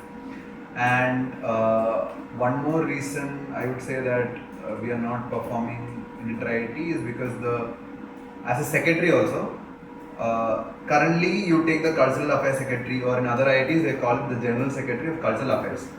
So for him, his only headache is inter-IT and club culture and art forms and performance. Here for some reasons, I also have the headache of Saarang, which actually I am happy that I get to involve in Saarang. It's a very good thing. I'll never let go of Saarang, but still, IIT Bombay or IIT Kharagpur, he doesn't care about Springfest, he doesn't care about Mood Indigo. His only headache is, I need to make sure that I get necessary funds and focus on my contingents and clubs so that we win inter-IT. For them, it's a matter of privilege. for IIT Bombay, just like how important sports inter-IIT is for our sports secretary, like bringing back the medal or bringing back the GC every time is like a matter of pride. It's similar for the cultural secretaries in those IITs. Like they get into power saying, I will bring back. IIT Bombay, they get into power saying, I will bring back. For me, it has never been the case. For me, when I am contesting for elections also, no one ever asked me, bro, what are you going to do for inter-IIT? They just asked me, bro, pop night, bring Arjit Singh. Then we'll vote for you. So that's how it works here. So I think it's a very structural problem. Once you get the structure right, then I think in 2-3 years we'll be ready. Okay. What about you, Sukheth? I agree with many points that he said. I think it's like a lot of our responses are diluted, right? Too many places, they aspire to too many things. Look at entrepreneurship also, get me 100 startups, get me 400 patents, also get me C5 projects, also conduct Shastra, put Institute Open House in that, do e-summit, do C5 Open House, get amazing speakers here, there, and also get interact. That is what it has become for many years now, and no one used to even talk about inter-IT tech, especially when the COCAS is concerned. Now you could say, but don't you have a Techsoc head, don't you have a contingent head whose only job is to win inter-IT and he can do that? It's not the same. Not the same because at leadership there are two things you have to do. One is manage the team, one is manage all the people below you, and the second is run around administration, get funding, and inter-IT funding, especially for tech, is not as straightforward as we don't go to stack, and so have to run around a lot in order to secure funding. So doing that, interfacing with administration is one big headache. Setting those priorities and allowing the team under you to giving them the freedom to do whatever they want is one thing. Second is managing team. The secretary can't do both, so you need to have some person right under you who's doing that, and the secretary needs to handle the upwards management. And so that is one that I'll agree with them. But some things that are specific to tech, just like we spoke about Techsoc, is also that people don't step forward and say, this is one place where I have to do it. Sports cultures, that is the ultimate prestige for you. Maybe sports more than cultures again, but then that's the ultimate prestige point for you. For example, even in cultures, right, like a quiz club would say, no, I don't care about inter-IT, I care about Gela more. So there's some other event that you think is better for that one event. For sports, it's like, because there's a showdown, it's a watchable thing, and so that way it's garnered more attention. For tech, it's even lesser. You can't even watch the inter-IT tech meet happening. All you watch in that, unless presenting a solution, there's nothing watchable in it. Because of which the scope for commercialization, all of that is less, and so it is overall garnered lesser hype than the others. Because less hype, less prestige, people don't want to get into that. When some freshie comes, second year people are not talking about inter-IT. They're talking about C5 and competition. Atharv, they're talking about this. No one is talking about inter-IT tech, so he doesn't want to go there. And because he doesn't want to go there, and we don't have a feeder system also, right? If the hostel culture was there, then we would have had an amazing feeder system. That's how IIT Kharagpur is great at inter-IT tech. Because their hostel culture, their hostel A versus battling hostel B in a particular tech competition, the winner has some way to get into the Kharagpur contingent. Here we don't have that going on for us very well for the reasons that we've discussed before itself. Right. So these priorities are trying to change a little bit. I think they're doing slightly better now. We were 9th last year, we were 5th this year. Hopefully by fixing some other smaller issues, we should be able to get there. But that problem of tech being inter-IT tech not being the most sought after thing because you have 100 other avenues. No, but no matter what you do, inter-IT sports will still be the most competitive. It's not because of the contingent or the secretary, it's because of sports. Sports is a very glorified. See, what are the biggest events in the world that happen? One is Super Bowl, one is UFA Champions League, one is Olympics. So even in school, I know that the sports fest has more audience than the cultural fest. Sports, that's why even after COVID, after this post-COVID era also, Soiter to an extent is still performing better than it was. Sports will always have that privilege. It's a crowd puller. It will always get crowd. Like he said, it's a showdown. And one more reason adding to that is, let's say inter-IT sports is there, inter-IT tech is there, inter-IT cultures is there. The only vertical that has an admin body working for them is sports. They have Gymkhana, which is a institution which is like a doorstop, it's an office which has employees. Only purpose is to make sure that sports is functioning or in a service happening. Inter-IT, the purchase of the materials are bought and the coach is there on time. So cultures doesn't have a culturals office or any officer to work for culturals. There's no one employed. Similar to tech also, there's no one who looks after, apart from Sukheth and his C5 team, there is no other person who trains the contingent or make sure that things are being done. So that's one privilege that There's sports an has. office, but that office doesn't get into inter-IT and all that much. Yeah. It's mostly focused on entrepreneurship and projects, innovation, things like that. And also, it's very hard for an office to get into Tech. the inter-IT, tech and culturals because these are not. Yeah, what do you do here? It's more about getting students to come and participate. An office can't do that. Right. The problem is participation and the culture in our problem. Only students can solve that problem. The office can't solve the culture issue. No, but why do you think there is a gymkhana which has been there for years? Why do you think? No, because sports has a lot of infrastructure game going on. No, you have to manage the courts, you have to hire the coaches. This is why they have an office. But I think, I do think there is some validity in Keshav's point in terms of, simply by the fact that, tech and culturals, it's almost entirely student run. Of course, there's a lot more scope for error, and there's a lot more burden on the contingent to have to think about things not related to their performance or not related to what they go and do there. Right? Funding, for example. The headache of tickets, the headache of materials. It's all coming out of pocket initially, right? You don't have anyone really looking at it from an admin point of view. So I think that also does kind of factor in to de-incentivize participation. I know a lot more students would be willing to, join the dramatics contingent or join the music contingent as long as they're like, okay, I don't want to have to deal with the headache.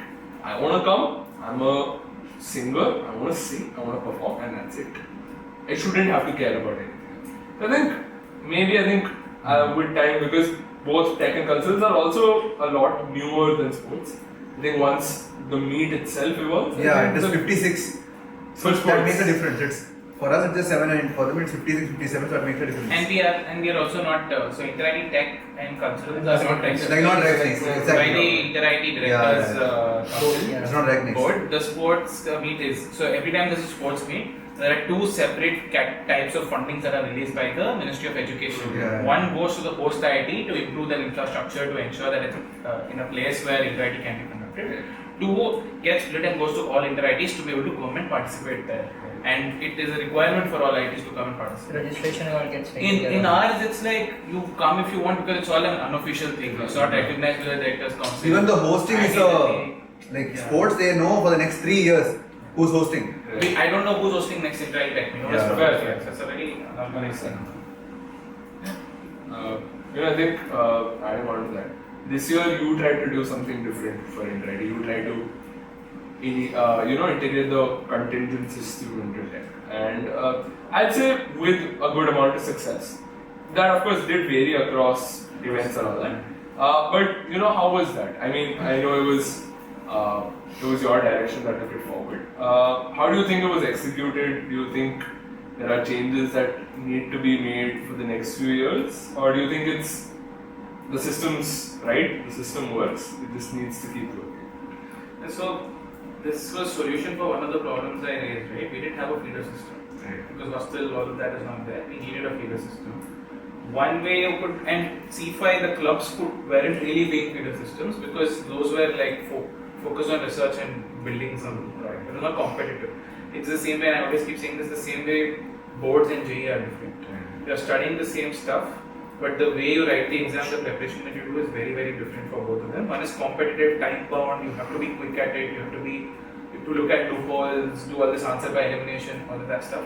Boards is, if you understand it, explain very clearly and show me that. So, what we needed was a competitive body. See, if apart from the competition teams, you just look at the clubs, they're not competitive. They're like, I'll pick up a project and over a period of a year, I will try to finish this. We didn't have a competitive this, and so we tried building a feeder competitive ecosystem, and that was what all of these guilds were. The idea was that you would have guilds in each of these domains who would internally work on, you would either go out and participate in other competitions. Let's say you could go to Tech Fest IIT Bombay as a contingent and start participating there. As a tech ecosystem, we don't do that. Culturals go, sports go, they go to other tournaments and participate. Tech, we were not doing that at all, except for the competition teams, which are again, which are not domain focused. They're more like the product focused. It's a car. Now, more like not, there's no AI competition that we're all going to, right? So we tried to start doing all of that and tried building a feeder system, which now, while the idea was fairly clear in my head, the amount of time me or anyone else had to implement this immediately after elections was very, very less. Elections happened, and then by the time results came, the next day the C5 head app was going out. I had probably like 1 or 2 hours to figure out how exactly I want to finalize the structure, put it in the C5 head application, make sure key things, and the moment I put it there and the club heads application, I put it there and I was okay, understanding to go to the club heads application, but it didn't go there. So 2 days later, someone tells me, why is this in that app but not in this app? I panicked, added that in those applications, and now everyone in C5 is panicking, saying, what is guilds? And then everyone starts calling me, and it was a very chaotic situation, and we were still trying to, I had to edit the rule book. And rule book editing took time. I had to figure out how many contingent leaders I will have. We had very less time because the inter-ID was coming up. A lot of this created panic. The contingent leads got selected in August, which is already 3 months into my tenure. So they didn't have much time, and so a lot of questions were there about what is the structure, where do guilds belong, are they in C5, are they not in C5, where do the contingent leads belong, are they under the C5, above the C5. Some ego issues came into play. A lot of confusion was there. Now in the next 10 years, we are solving most of these problems. In the orientation, we have spoken about what is guild. Is it under C5, is it not under C5, where does this team belong, where does that team belong. All the applications have it, all fund days have been transferred clearly. So now we have enough time to transition. So now that the structure is clear, there shouldn't be any confusion. And hopefully, because funding and a lot of those problems, the questions we figured out, the increment should be much higher this year. But we'll see, right? I think it's still too soon to speak about whether guilds as a concept will be very, very successful. Again, like you said, in certain domains it will be, in certain domains it will not be. We don't always have problem statements from every domain in every year. This year we had AI, astronomy, something, robotics, aero. Let's say next year we don't have aero, we have something else instead of that. The aero guild, whoever's in the aero guild or the club will keep wondering what is the point of this guild. We don't even have a problem statement. But the whole point of the guild being there is that if a problem statement comes, you are ready. We don't know what the problem statements will be until October, November. All we can do is be ready for everything. And if you're not ready for everything, you can't aim to be top 3. Right. It's like you can't be optional and say I'm amazing at these 3. If these 3 come, I'll help. Otherwise, that's what we've been doing so far. Right. We have to be great at everything and be ready. Only then is the top 3 accessible. I think on that, even I'll add one more point that what's more important to acknowledge here is that most of us have worked on improving the structure, in fixing that that missing piece in the mosaic somewhere or the other. So I think it may not be overtly visible whatever our contributions have been, but 2 years, 3 years down the line, I think our successors, if they build strong foundation over this, They look back and thank us. even if they don't thank us, but at least they will have a structure that supports all the initiatives that we all stood for. So whether he wanted to improve Saarang, he wanted to improve IIT Cultural, he wanted to improve Shastra, he wanted to improve IIT Tech, he wanted to improve ACAT's placements, he wanted to improve his hostel infrastructure, mess policy, all those things. So all of us will be able to really enjoy and reap the benefits of this thing. So I think majority of our bandwidth actually went in fixing that structure. No one will be there in the Mount Rushmore. Like, One thing I'll add is when we are making structural changes, it's very important that we document it somewhere on why I'm doing this. Right. Because I know for a fact 10 years later that Bikash will sit and wonder who started this guild and why did he start If this? at all there is Bikash. Or if at all there is one Bikash. But you see, because right now, if you ask me what is Techsoc, where did it come from, what is its purpose? I have an answer, the Techsoc didn't have an answer, this guy didn't have an answer. There are 3-4 stories running around about what Techsoc is. Someone says it came from C5, one of the previous co-casts says, I didn't know I started it, I'll tell you why I started it, he tells some other story. So this is a very word of mouth thing, and so everyone gives a different justification for what this organization is supposed to do, what that organization is supposed to do, and therefore later it will become a problem because this team will say, no, I am supposed to do this, that team will say, no, this was the whole reason I started as an organization. So if whenever you're making a structural change, it's just documented. The scope for like such conflicts in the future will be much lesser.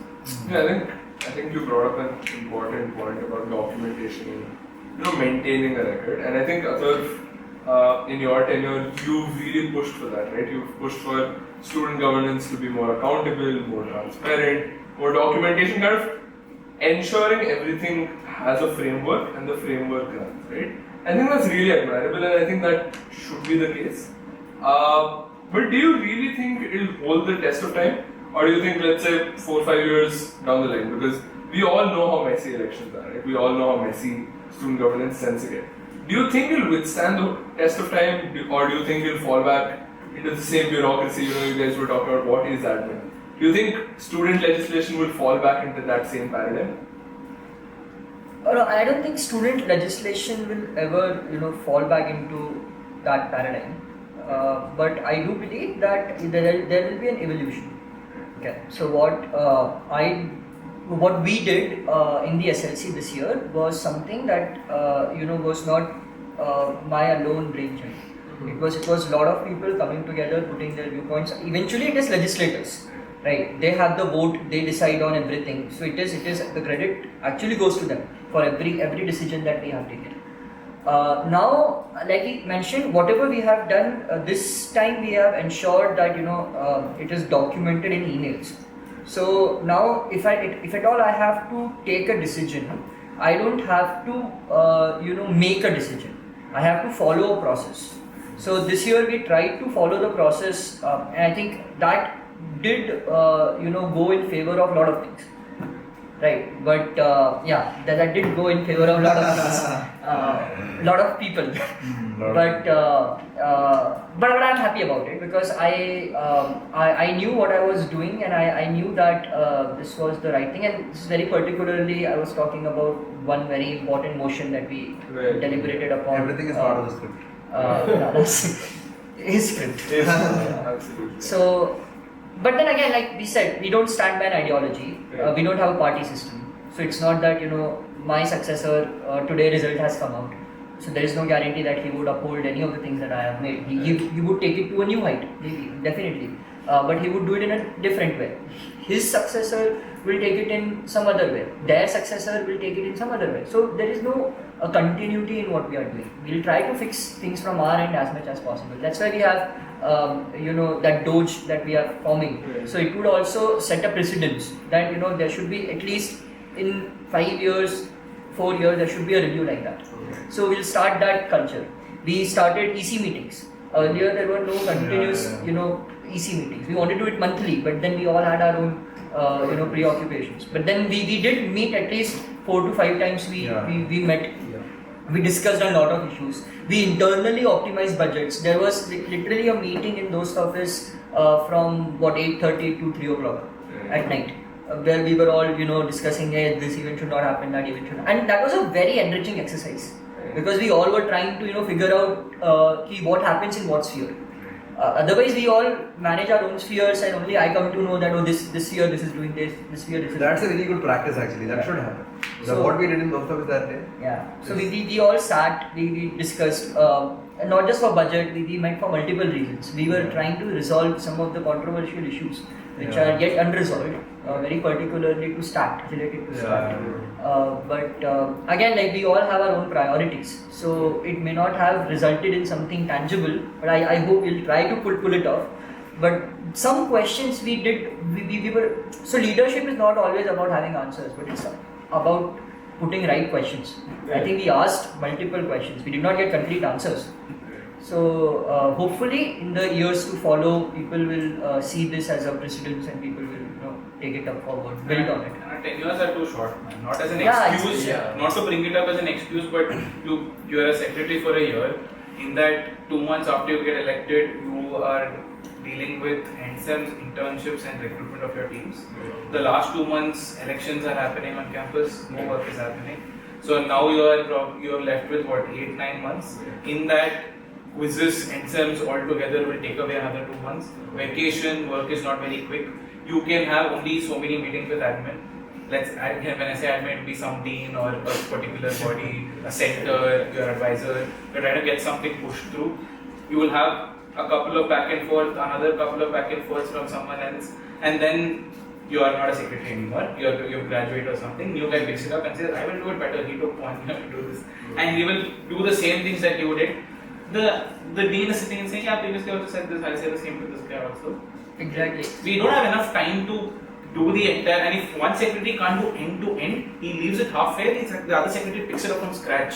Because documentation is a problem, because you were not there in those meetings, right? So you can't sit and read you can't have MM of every meeting. You can't sit and read every MM of every meeting.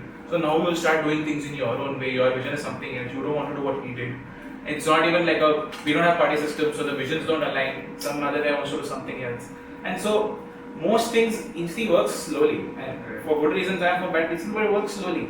Now, in that time, in 7, 8 months, there's only so much you can do. No, I don't think Insti works slowly. I think our thing will No, happen. Because we have to push, right?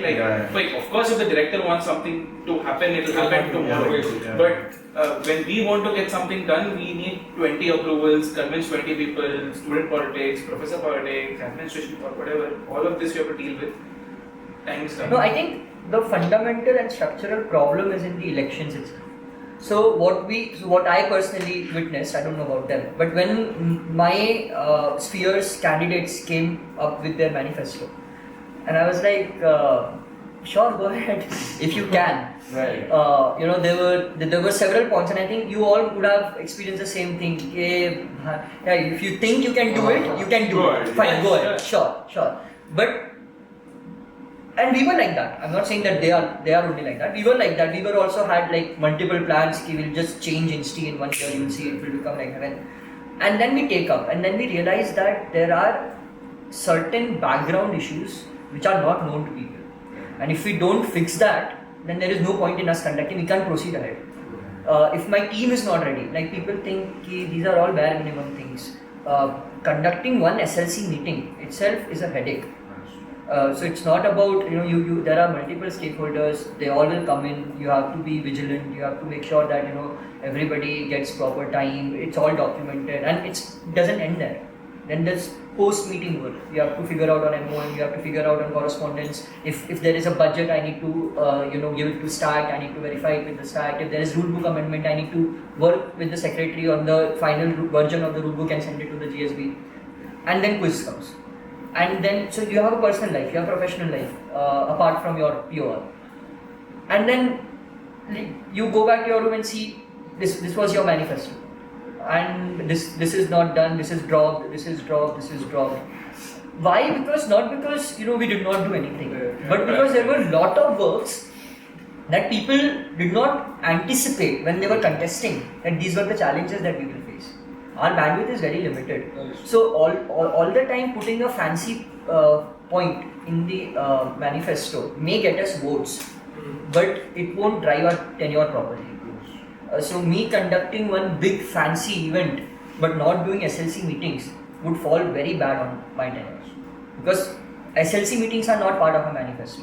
People won't judge me whether I did my SLC meetings good or not, but people would always hold me accountable 2 years down the line, 3 years down the line, whether this secretary completed his manifesto or not. So we have recently completed manifesto review. It will be out. I will be sharing with T5E also, so that they can make whatever report we'll make, you people can publish it. Most of us have at least 2 to 3, I have one, but other secretaries have at least 2 to 3 initiatives that they have dropped. They could not do it. Not because they did not work, but because there were other things that they did not include in manifesto because they did not anticipate it would come up. And because of that, the accountability factor becomes a bit problematic. And that's why I'm saying that elections in the institute needs to be relooked at. It needs to be changed. Yeah, 5 years tenure. Because not that, but the way it is being contested. So the points at which it is on which the topics and the agendas that you bring up, right? Because you will say we have our fund day system, people come and take fund days. What you take fund days about, how long you take, and we've all seen the questions that the candidates come and ask, and probably we would have asked the same kind of questions if not slightly better. But you come and ask those questions will not take you anywhere. What you need to understand is not one very specific incident that happened, but things that someone normally would not know, but now because you want to be a secretary and start planning out your initiative, you should know. You should know what will work, what will not work. You should know what the dean will allow, what he will not allow, what he's against, what he's for. There's no point. If you don't know that, then there's no point. Even if you put a very good manifesto point, if he says no, you're out. So these things is what Fundays need to be taken on about and things like that. And even what is a feasibility check during your soapbox or in your manifesto feasibility report. Feasibility check is not you coming to me and saying I want to do ABCD and me saying yes and you're taking that as a thing. That's not the feasibility report. Is supposed to be you generating a plan of action about this is where I'll get the money from, this is how much money I need, this timeline, this is where the manpower will come from, everything, and getting that vetted by someone who's in a place where he knows whether this will work. Yeah. You need a confirmation on that plan, not just saying feasibility was given by ABCD. Yeah, I mean, people will do. This is a very general statement, not specific, so may not be applicable to all. But people will, I have this initiative. I'm planning to do this on ChatGPT, Perplexity. They'll get a paragraph, they'll put it on their ChatGPT, on the feasibility in one line. Feasibility taken by those. Feasibility, comma, CCW, comma, CSO, comma, current IR secretary, current, HAS. But former. Former RAS. But perhaps that is not the point. That is not at all the point. The point is, you are a representative, so you have the agency to do whatever you want. So it is not about whether you will be able to or not from the admin point of view or some student point of view. So when I was giving funds to my potential successors, I told them that don't ask for any feasibility from me because I won't be my tenure. So I'm not the one to give you any feasibility. But perhaps the question they should have asked is whether given the bandwidth that you act in currently, can I put this also? Can I do this also? And can I do this also? So that notion of feasibility is not there. It's about me. Yeah, I remember him showing one chart to me, somebody from some secretary contesting that, hey, is this possible? And he said no. It's understandable. I feel like, it's people rarely think about can all of this happen. People will come up with 20 points and okay, can point A happen? Sure. Can point B happen? Sure. Can all A to Z points happen? No. See, I think this applies to us also. You think I sat and brought my full feasibility report as ChatGPT? No, that is what I'm saying. So it is structural issue. It is not specific to people. Yeah, I feel like specifically for Akhil also, right? Like I saw so I saw Akhil and Atharv's manifesto, and not just these both, right? This year's HAS candidates before Akhil, every year we've seen 24/7 meeting. And there's been a promise that we'll bring in an eatery, it'll stay open through the night. And it does not happen. Feasibility nearby which Everyone, nobody's lacking in feasibility. Right? You go, you talk to the admin, and admin's like, sure, it could happen. But it doesn't happen. Every year it doesn't happen. I tell you, there is one, sorry to interrupt, there is one dean. The dean's behavior, before there are 11 deans, no? 10 deans. 10 deans. So there is one dean out of that. Now I'm so if you go and talk to that dean will be okay with anything that you bring to the table until you become secretary. Then you become secretary and you go to him again. Sir, I promise we will do this. No, think outside. Don't think from the campus point of view. Oh yeah, again, so going back to Akhil, right? So coming to your question, again, as Sukheth said, see there are a lot of things, which I feel are problematic, but when I go through my tenure, I see complete different set of things which are the actual problem. And if you see why couldn't I see these problems? Because there are a lot of different perspectives which I should see these things from, which have the almost 90% of the GSB don't know. Right. So and there is this process of election. I have to convince GSB. Right. Understand? So there is this GSB point of view and then secretary point of view. Right. The GSB point of view is wherein we all come from and write our manifestos. You see, this did not happen, that did not. one person wrote there will be, I'll be very direct, it will become very direct. Yeah, No, there is one candidate. Who said he'll bring Arjit Singh for pop? No. They said that we will plant mosquito repellent trees everywhere. I mean, the rationale is fantastic. We have a lot of mosquitoes. The execution. Exactly. And the point, the plant is this. They eat mosquitoes don't come near them, so we can plant it everywhere. Our campus will be this. Feasibly taken from dean students and horticulture department and also things like that. But no, the picture doesn't end there. It starts from there, right? So people, when they become secretary, they realize, mosquito plants are not the priority. There are other things that I should focus on. And then that manifesto becomes dropped. Then people question, nothing you did. So, this is to whomsoever is watching this, successor or... You're basically saying that when you're making your manifesto, you don't account for your day-to-day work. Yeah. You think I'll send an email, this person already said yes now. When I become a secretary also that person will say yes. And it will happen because that person is dean, it will happen. But you have to convince your team. Someone in your team, some court will come and say, no, we should not do this in fact. And you have to convince that court. You can't be rude to that person, you can't be rude to the core. Your team, you have to maintain a relationship with, your advisor you have to maintain a relationship with. You have to be diplomatic but at the same time get your work done. All of these things will slow things down significantly. One email does not do anything. That's what. So, all in all, it is important that fund days are not restricted till the date of election. It should be a continuous process. Right. So I think that brings me on to probably one of the most important questions of tonight. We've seen this year's elections happen. We've seen a worrying trend of the number of Yunnan candidates. We've seen a lot of ups and downs, with candidates following the spirit of elections properly. We've seen a lot of clashes with SEC. We've seen a lot of problems with elections this year. And as a general, we've not seen a lot of people willing to put for elections, not a lot of people willing to stand for. And even when we do, we see that the candidates who are standing aren't doing their due diligence properly. I mean, I've seen the soapboxes, we've gone through the manifestos, we've seen that has been on a decline. And there are murmurings in the GSP as well. And you can't help but wondering, is student governance a joke? Still, I mean, not really a joke, but is it on a decline right now? Because, I mean, all of you have done an admirable job of bringing the EC together and bringing in a lot of structural changes. But again, as you've all mentioned, that does not get seen. That is not what GSP sees.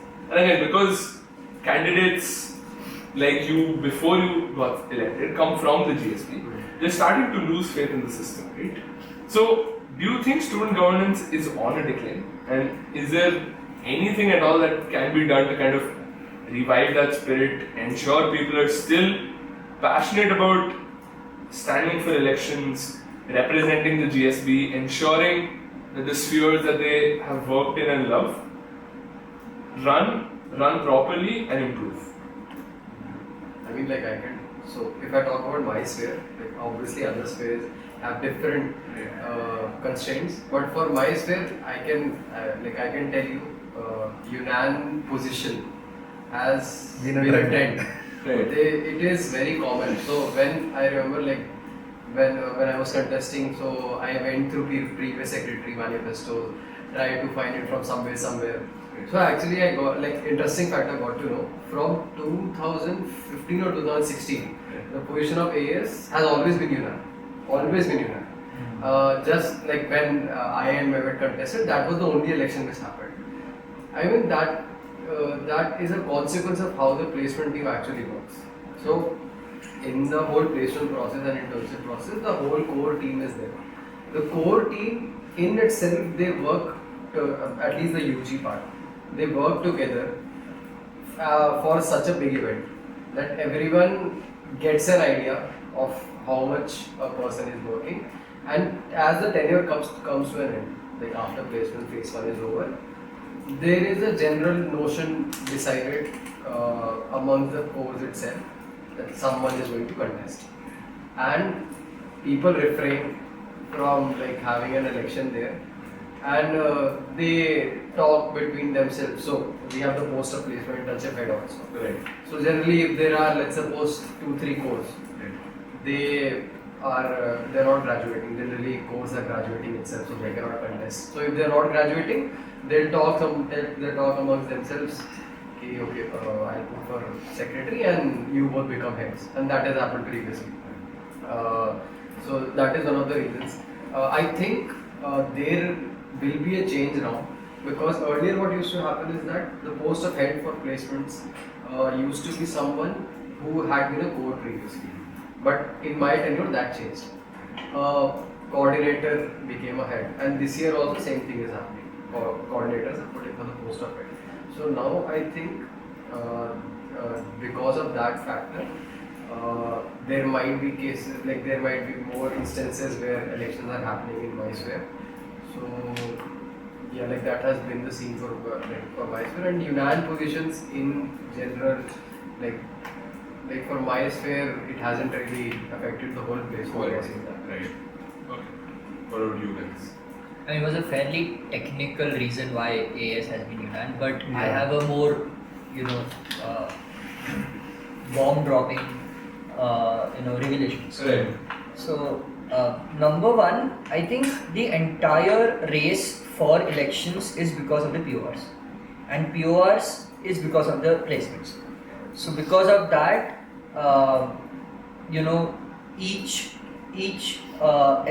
the affinity groups which are here, they all try to put their people so that their people can get the PORs. What is affinity? Understand. The groups, yeah. The groups. Now the problem comes, which is fine. We are because we both come from social science background, so we can say that the identities are very fractured on campus. So I will associate today with some identity. Tomorrow it will be changed to some other identity based on my interest, right? Now what happens is when somebody really thinks about a sphere, very few people first of all are interested in getting into the sphere. Now their first interaction with the governance is not with the secretaries, but with their class CR or their hostel council or their department legislator, research legislator. When these people fail to act as a representative, when these people don't do a job, and the first year, second year students or third year, fourth year students, they don't find a need to come into the politics because they don't see a scope of bringing change or scope of bringing resolution to the problems that they are facing. So they are saying, why should I unnecessarily write manifesto, go door-to-door campaign, and then become something which may not have very big value for my POR, because directly you can't contest for a secretary. So a hostel level position, department level position won't have that big a value in your resume. Why should I waste so much of my time to go there and then get nothing out of it if I don't have agency to act? And B, at EC level, if at all some people who still push because they have an aspiration for EC because they want to get into placements, that's the pathway. There are a lot of affinity groups that come into picture that also discourages a lot of people into putting. They also give, because eventually it's politics. Right. So they say ki your number games are not fitting, your numbers are not fitting, your numbers are fitting, we'll support you, we'll do this. Even though they might have just one vote, or that person would have just one vote, but the aura that they create, that 1,000 votes one night I'll change. So, and this particular thing is being passed on to years on years on years. Right. Literally, one very shocking incident came to me. There were two aspiring legislators who came to take fund days. Actually, 3 people came. I asked them, "What's your name? What you are standing for?" He said, "I'm standing for XYDL. I'm standing for XYHL, and I'm backend." They are Mandakini, first year people. Like I identify as backend. I identify. Okay, but Yeah. I think when you put it like that, I do understand that these are the challenges that can come with, elections and politics. But these are not new challenges. These have been dominant pre-COVID times. these are in fact a facet of student politics and student elections anywhere you go in India, right? But I don't see that having changed enough negatively that it is impacting the student elections at institute level the way the results have been listed. No, I think differently. So there is a bubble. That bubble of non-performance or non-relevance created at the ground level by the local representatives, Right. which are hostel council, department council, CR and all those people. In order to break that bubble, you need a push. Unless and until you are not getting a push of hope that something actually can happen, the agency can be retrieved and we can make a change. That won't happen, and that push is only possible when there is a conducive environment for a person who really wants to do something, because they are very much done with how the things are going right now and wants to give their try, give their share in changing comes. But that particular interaction gets limited with the presence of these affinity groups. Right, so so pre-COVID time the bubble wouldn't have existed. Because from my interactions with Dean and the previous secretary itself, it was a very happening infrastructure. I think he would also say that the tech culture, the role of Techsoc itself in Hostel was very predominant in doing tech work. Now it's all relegated to land work. So it's just land. Land's not working. Similarly, the social secretary, HHS, HL, GenSec, all those things, their works are very limited to 1-2. Their manifesto points are nothing but their duties. Right. And the problem is that when the first interaction with the local governance is like this, people won't be motivated to come up and do something. Unless we break that bubble, unless we ensure that our local governance is strengthened, unless we ensure that people who are actually becoming the position holders do something, it won't act as a role model for other people to come up and take positions. Right? Because EC is just a 10 position. There are 250 to 200 plus election positions in institute. EC is just 10. Everybody cannot be EC. But the 200 positions that we are talking about, the actual problem lies there, not in EC. No, but at the same time, last year we had many elections. Right, In exactly. EC. So I don't think this is a trend yet. It's a one-off. We'll see this year, and we'll need to see another year at least to see. Last year, even if you see the EC, his post had election, his had, mine had. Right. And so we had a lot of elections last year, probably the highest And number I of also elections. think this is some consequence of the last year election, because Got a little dirty. because of that, But people maybe- didn't want to get into that, because that is not what they really want. No, when I Don't talk do about it. my election being the worst part of my entire. Right. Of course, someone who's watching this video is not going to be like, I want to do that now. It's going to be like, no. It's Yeah, because everybody wants to be at that position, but they don't see the path that we all take to be at that Right. position. And once they realize that this is the path, I'm backing off. But even I think last year's election was the first proper election after COVID. That's That true. happened. But this year, I mean, what do you think so? As in proper election, as I in think the Elections tra- everywhere. number of. No, the transition happened after COVID to this election was last year only, no? No. His Why do you think this tenure. year or this was? Maybe, First election. yeah, tenure. your first election. That That was was the the onset. That was the onset. That was the No, first even Ram fully- Government's tenure was.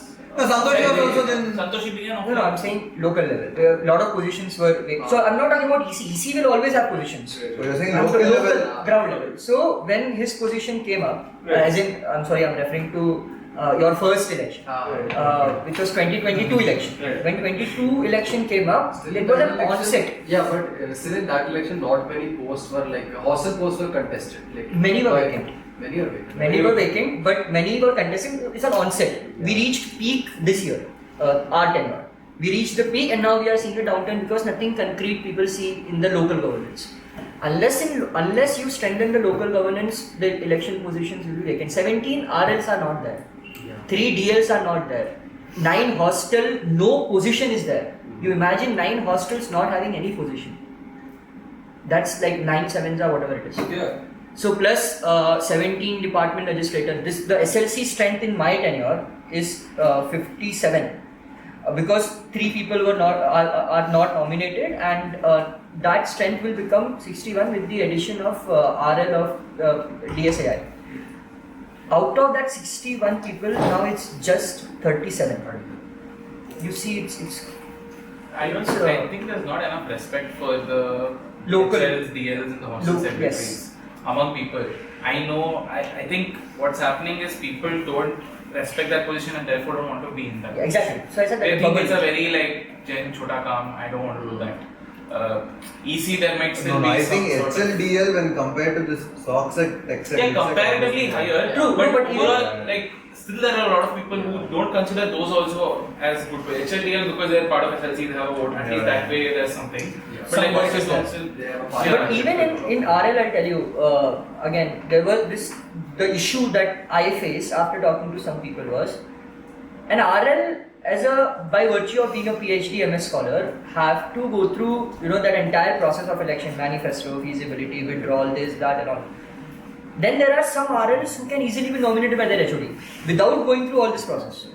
So I'm pretty sure that within the given span of 1 month, all the department RLs will be filled. Because people are thinking that they don't have to, see, I can be RL, I can enjoy the same perks that an elected RL is getting by being a nominated member without having to go through all that, manifesto, feasibility, this, that. The same is with the hostel councils also of the PG department. All these 4 tower hostels, they are all empty. There is not even a single position. Because they are all like, will become with warden sends an email, I'll nominate myself, I'll get nominated. Even if that position is contested, so like I'll just give an example.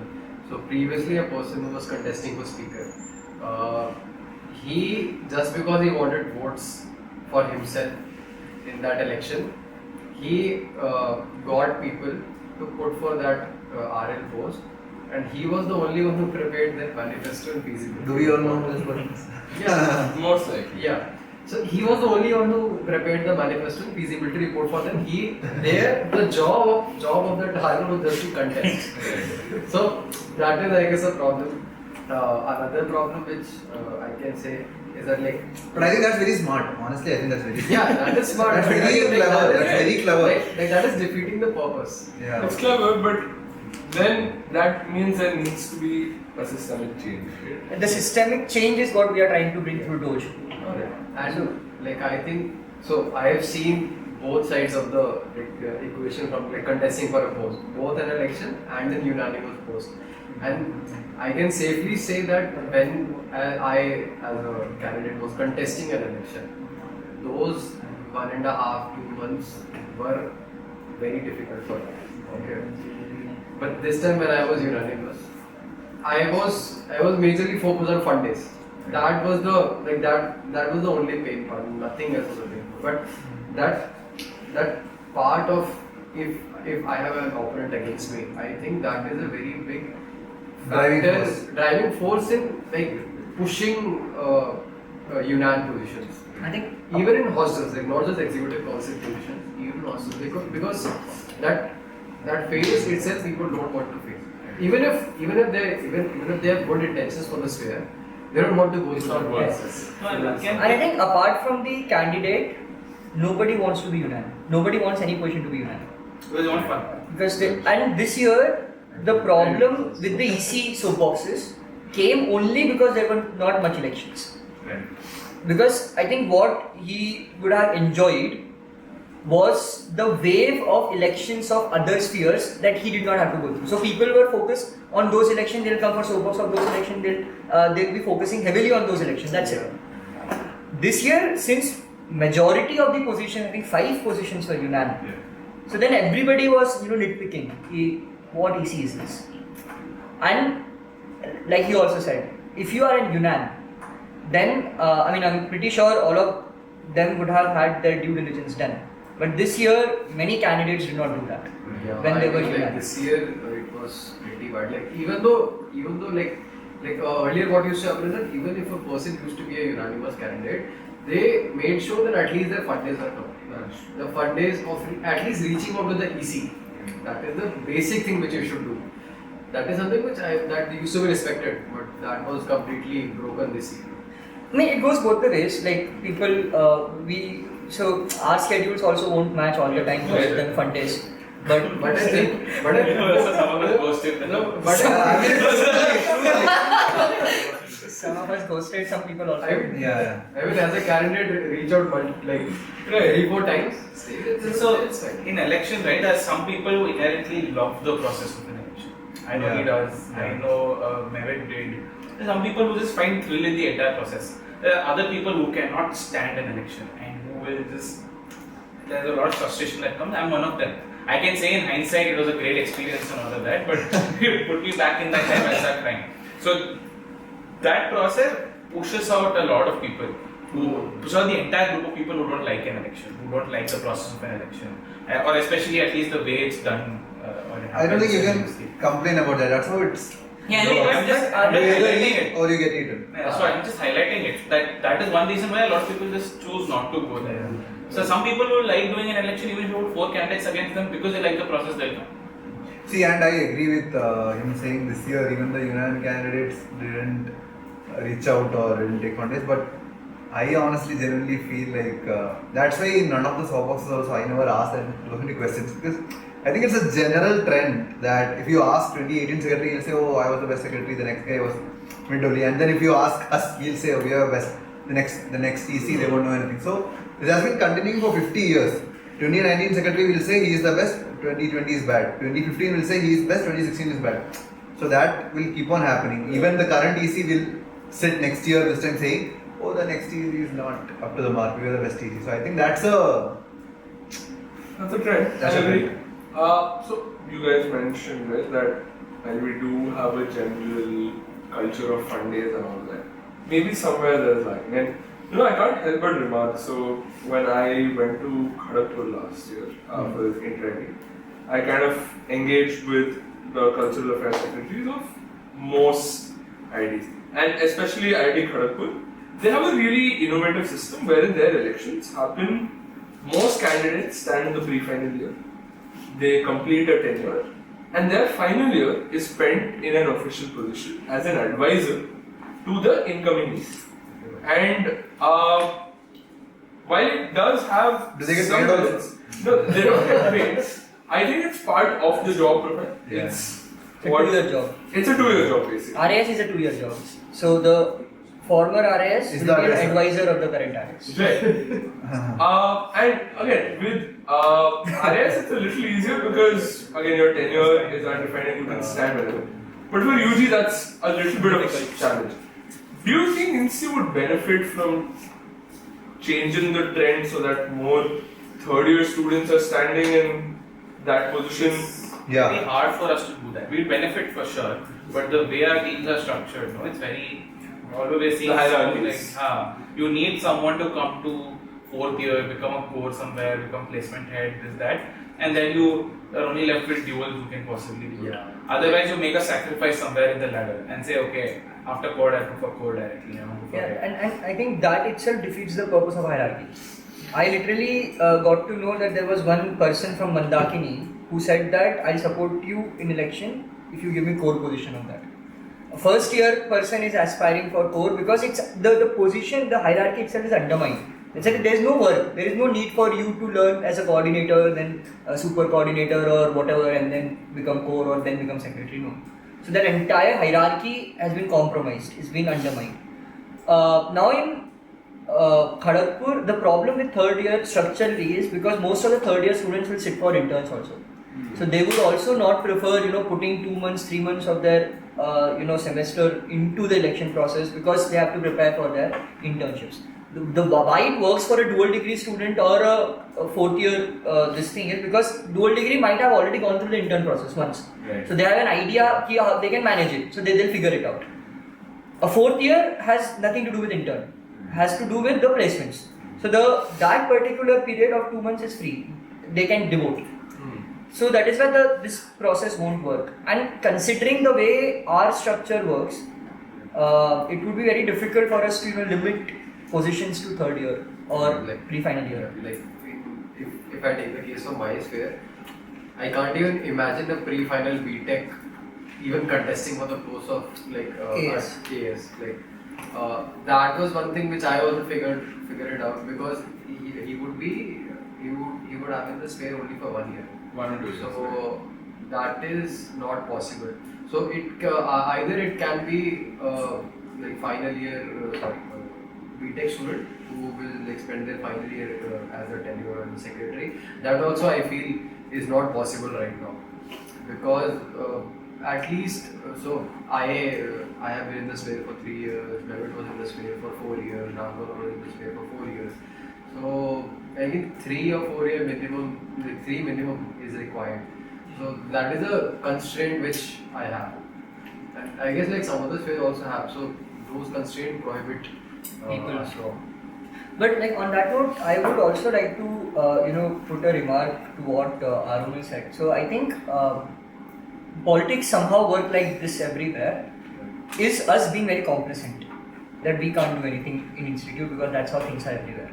When I and Sukheth had a long discussion once, and that's what we also figured out. Ki, if we as an institution having such an evolved governance structure which is not existent in any IITs or any other college for that matter of fact, if we also say that this is how politics work and this is how structures are going to be, this is part of the process, then I think we are being complacent and we are not being innovative. So the first step is to break that complacency and understand that no, there is inherent problem in the way things are.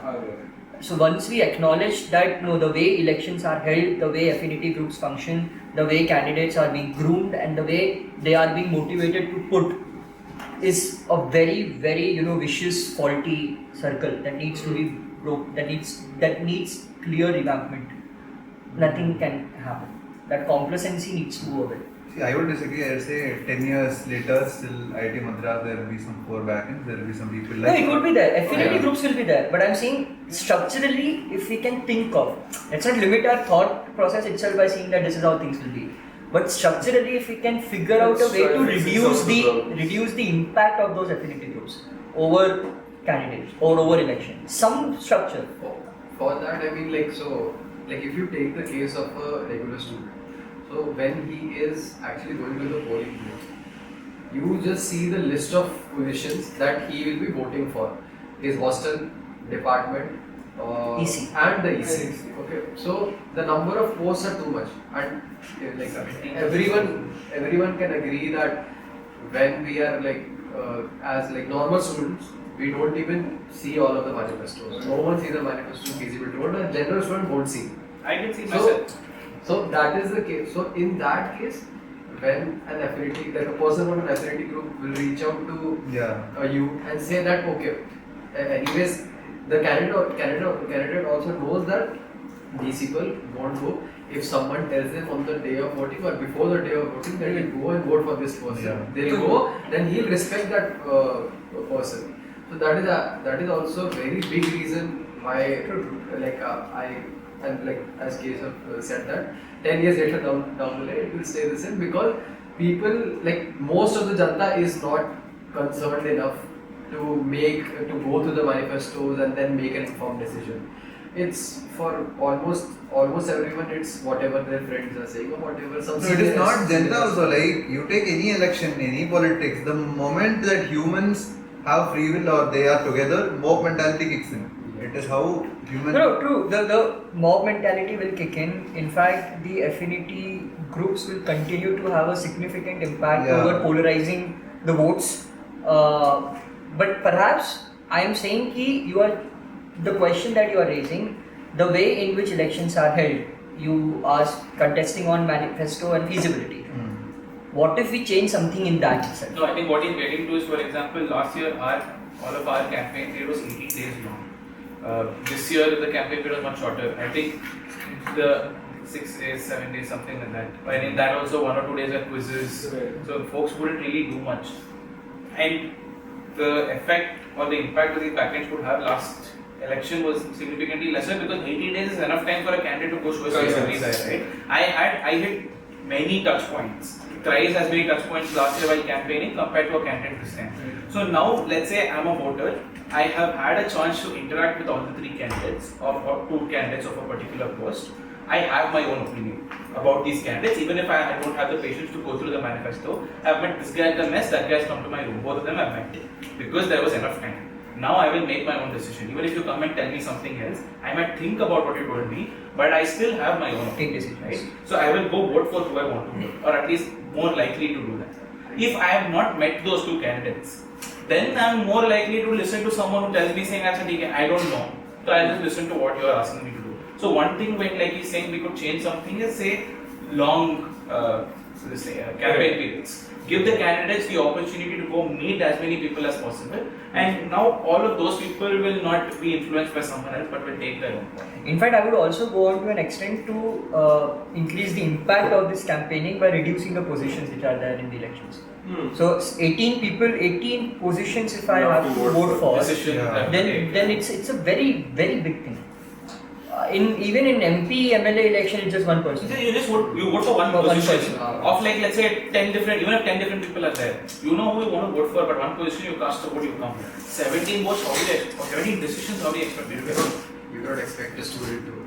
So I mean that's what we will be doing. This is something which is there in our minds also. We will be figuring it out.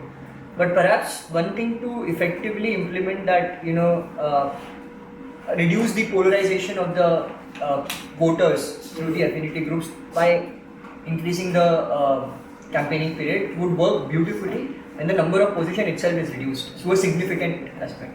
Only let's say 12 positions, 10 positions, 6 positions.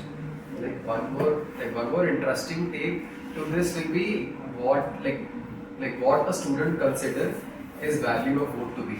Okay, so we'll take the case of an executive council position. He knows that 6,000 votes are going to be polled. He has just one vote. So even if some senior comes and tells him to vote for this person, he'll be like, okay, I'll go vote. But we will take the case of speaker. Okay, in speaker, the legislator elected, he knows that it's a very limited electorate. Okay, so he is very less likely to be, and as he said that because of campaigning, everyone reaches out multiple times. So the legislator knows that the value of his or her vote is very high. Okay, the candidates are reaching out multiple times. He gets to make an informed decision. There is the soapbox voting just after the soapbox, and there the effect of the back end is diluted, completely diluted. That is what. So in fact, one of the discussions that I had with my faculty advisor and the committee that we have formed for looking at the constitution, we discussed that there is a high need that we go back to how Gandhian model prescribes elections. So this is again one proposal that like all DLs elect one AS, all RLs elect one RAS, all hostel gensec elect one student gensec. So what it does is Completely against. No. This is one an idea. This is one an idea. But what it does is it ensures that the positions are limited, plus the accountability of that secretary to the electorate is very high. Now EC, the only point of accountability is SLC, that also meets once in a month. But if the EC has one electorate separately for them, like say if AS has all the DLs, then AS will be compelled to listen to the DLs. I am compelled to listen to my legislators. I can't act arbitrarily because they have elected me, they have the power to boo me out also. Now in this case, when RLs, Gensec and all those things, the touch points become much more direct. So if at all I have any issue with the academics or placements, I reach out to my DL, not to AS. My DL reach out to this thing. A lot of other IITs have this model. And that would require a large scale restructuring. No, that's what we are thinking I hope about. this never happens. But that doesn't solve the problem. No? The same affinity groups will try to focus more on the legislature. No, definitely the affinity will reduce. Now, Akhil, you understand the importance of this. You see that every department there will be several positions contesting for one position. And DL. I think that does kind of reduce the affinity group's impact, because now let's say you have your hostel secretaries that you have to kind of elect, and they kind of focus on electing the SGS or the Kalsec or whatever, it does kind of reduce the impact of the affinity group because how many elections are you going to get involved in, right? I cannot go to 10, 15, 20 hostels for their elections and ensure each of their elections are putting my candidate. Just because I want an AS position. Just because I want it's the same logic with the speaker election. Yeah, exactly. No, I'll tell you what will happen then though. There are people who have not been involved in elections at all since the start of their FP. There are other people who are in these backends. I'm using the word backends and taking it what you do, but they are in the backends. They have the network. They have the friend groups set up everywhere, right? So among those backend, let's say there's one backend group. One guy just has to stand up and say, you know what, I want to put Kalsec. His entire backend machinery will get into force to put one guy in every hostel. But some new guy will not be able to do that. But imagine, even though he may be the better candidate, may have better credentials, whatever you say, he can't go influence 20 hostel elections, but someone else, maybe if not 20, can influence 10. But imagine the retaliationary power that other affinity group would have because of this. No, but the other affiliate group is not like. But then it would crisscross. No? This guy may not have one seat. I think if you're saying it's a two-party system, where there's party A and then there's party B. But in our case, there might be like some independent candidate. No, true. What will that independent candidate do? No, See, it is in favor of that system is in favor of. This will work for a two-party Don't system. you think there is the effect of affinity groups? Like the current speaker election. It is definitely there. I mean, obviously you will say. Very limited. It's not there. Very limited. It's just there. I mean, Akhil, then I wouldn't have been sitting here. No, not your election. No, I'm just saying. This year's election. I wouldn't have been sitting here if at all affinity groups had any. I could test. Like one benefit of your system will be that like once, like let's suppose a LitSec will get to elect the Kalsec or a DL gets to elect the academic affairs secretary. The chance of that post going unanimous will be minimal. Which post? DL post you're saying? Any EC In post. any case, it EC post like hostel post also won't get Definitely. because if I as a LitSec know that I will get the chance to probably elect the Kalsec. Yeah, not go vacant. Definitely multiple people will contest and multiple affinity groups will contest. And that candidate will send someone. The Yeah, executive yeah. council That's how it will work. No, They'll but send someone. then once that happens, since the executive council position that person will also be reliant on their own candidature, because they know that whatever votes I could secure through my affinity group, I can do that. But that's not enough for me to win because there are other people also. So I have to ensure that my candidature is strong to get the second preference. Okay. For that, they will work on their No, candidate. see, that second preference optimization, all of that happens in EC right now anyway.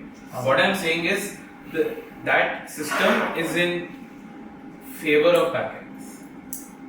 One more problem. I mean, this is If you look at I mean, we have to it think about different it. ways. Just one thing that I just. One more problem will be direct accountability will not be there. Then like I as an academic affairs secretary will be accountable to The my DLs, not. Right, but I think you will be more accountable because right now, how many meetings have you held with the GSB? Yeah, but I won't be accountable to the like GSB. Those DLs will be accountable to their electorate. DLs But will be, they are but not- I won't be. No, now, with this they will be because now See, they you know want that- all the 12,000 people together. Election is a celebration. It should happen like that. All the 12,000 people should. Out of be that, involved. only 3,500, Yeah, I know. 4,000 people vote. So That- we can't run this argument that 12,000 people is a But celebration. it should be open Okay, for. I see. That's what it should. Right. Next case. Yeah, that's. I mean, it was just a thought. Okay. Yes. So I think this discussion is necessary. I think a lot more discussion kind of has to happen, and hopefully it So does. there's other side also. See, how do you think your election experience? Like I definitely love my election experience. Though it was very it was harsh, but as a person, I love it it made me learn a lot of things. Yeah. So again, a lot of discussion to happen. I think there's going to be a lot of ideologies, and I, for one, am optimistic to see what comes out of it. I think on a lighter note, some of the other questions that I kind of had. I think Lakshya, I had a question for you. So, with a lot of changes that have recently happened in terms of two things, right? For research, a lot of research internships, let's say MyTax, GUARD, a lot of these have kind of shut down, either for Indians or completely. And given, with the recent motions in SLC, with the derecognition of the IRS bill, the onus of foreign research and research interns in general will kind of completely fall out of the academic sphere, right? So how do you think moving forward, maybe not the placement team, but the research cell or other entities that might grow up, how do you think the academic sphere should kind of help students deal with this? How do you think we can, or we as an institute can do this better? Okay, so I'll start with the derecognition itself. So in IITs, there's a team called as OT, opportunities and opportunities, something like that. So generally the work which they do, I under my sphere have a team, UG University and Institutional Relations, UIR. UIR. Yeah. So the work overlaps. So let's suppose the derecognition goes forward. And OT, whatever the work Has gone forward. It's done. It's done. Okay. I'm not commenting there. So if that happens, then all of the work of OT will come out to UIR. So we have a team which is already established, which has it was started under my previous secretary's tenure, but the team was formed very late, so not a lot could happen. This year we tried onboarding research internship opportunities. Actually, we wanted to follow the model of IIT Kharagpur. So both IIT Kharagpur and IIT Bombay have a very strong research internship culture. They are able to get a lot of opportunities. They have a dedicated portal itself for research internship opportunities. So we aspire to come on that level. Right now, considering how is the global situation, I don't think international research internship opportunities will see a very huge spike in number of opportunities. One thing which I want the next UIR course and the team to look forward to are domestic research internship opportunities. There are a lot of opportunities, like IIT Roorkee has Spark. IIT Roorkee has Spark.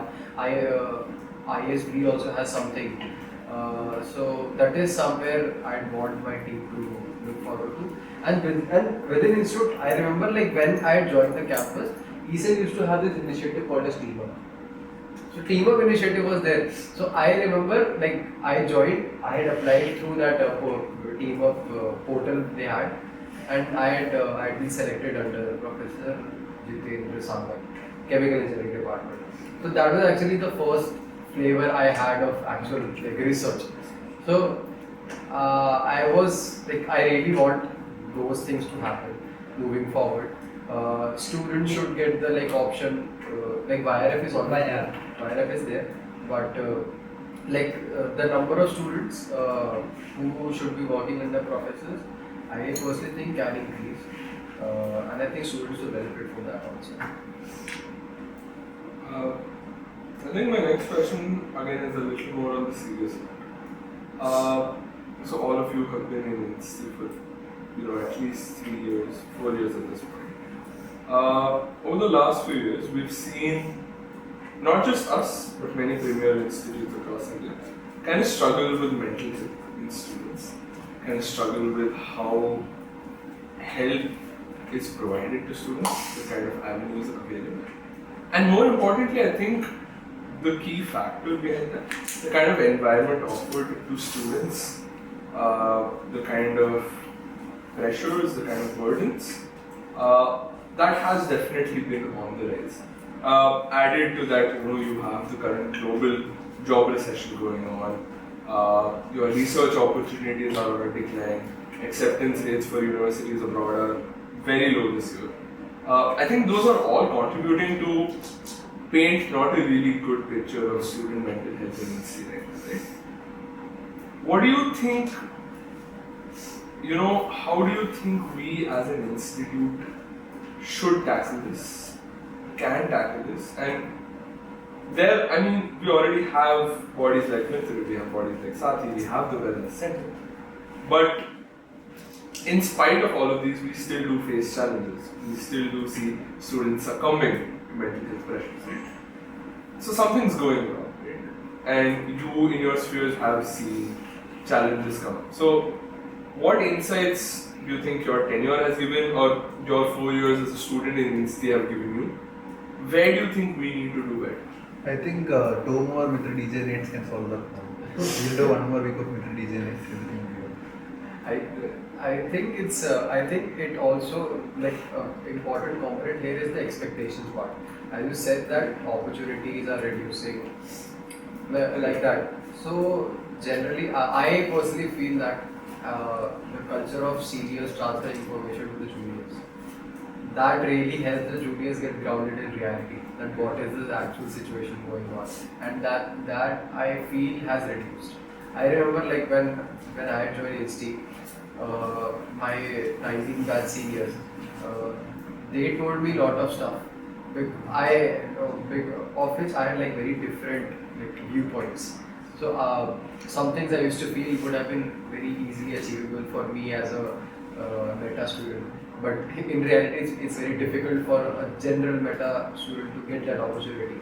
So that is something which I got to know only from my seniors. But that flow of information, I feel that has reduced, or it has stopped in some places, or stopped for some topics.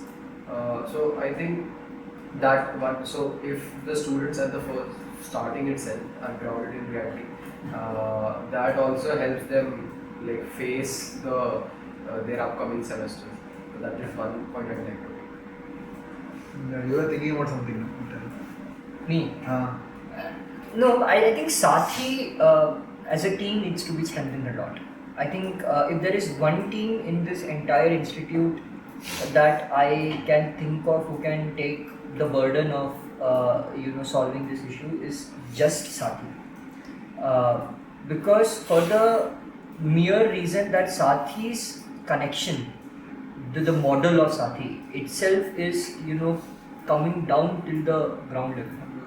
So you have and if the mentors are selected through the rigorous process, if they are trained properly, if they are given all this guidance, regarding regarding expectations and all those things, it may not be from 5-year seniors, 2-year seniors, but if at all the immediate seniors tell them ki, these are the things, these are the expectations, this is how they get acclimatized to the environment at IIT Madras, the things would be much better. Because I don't know about researchers, but most of my friends have told, and including me, we don't face mental stress, harassment, or whatever you could, trauma, or whatever you could call, from admin.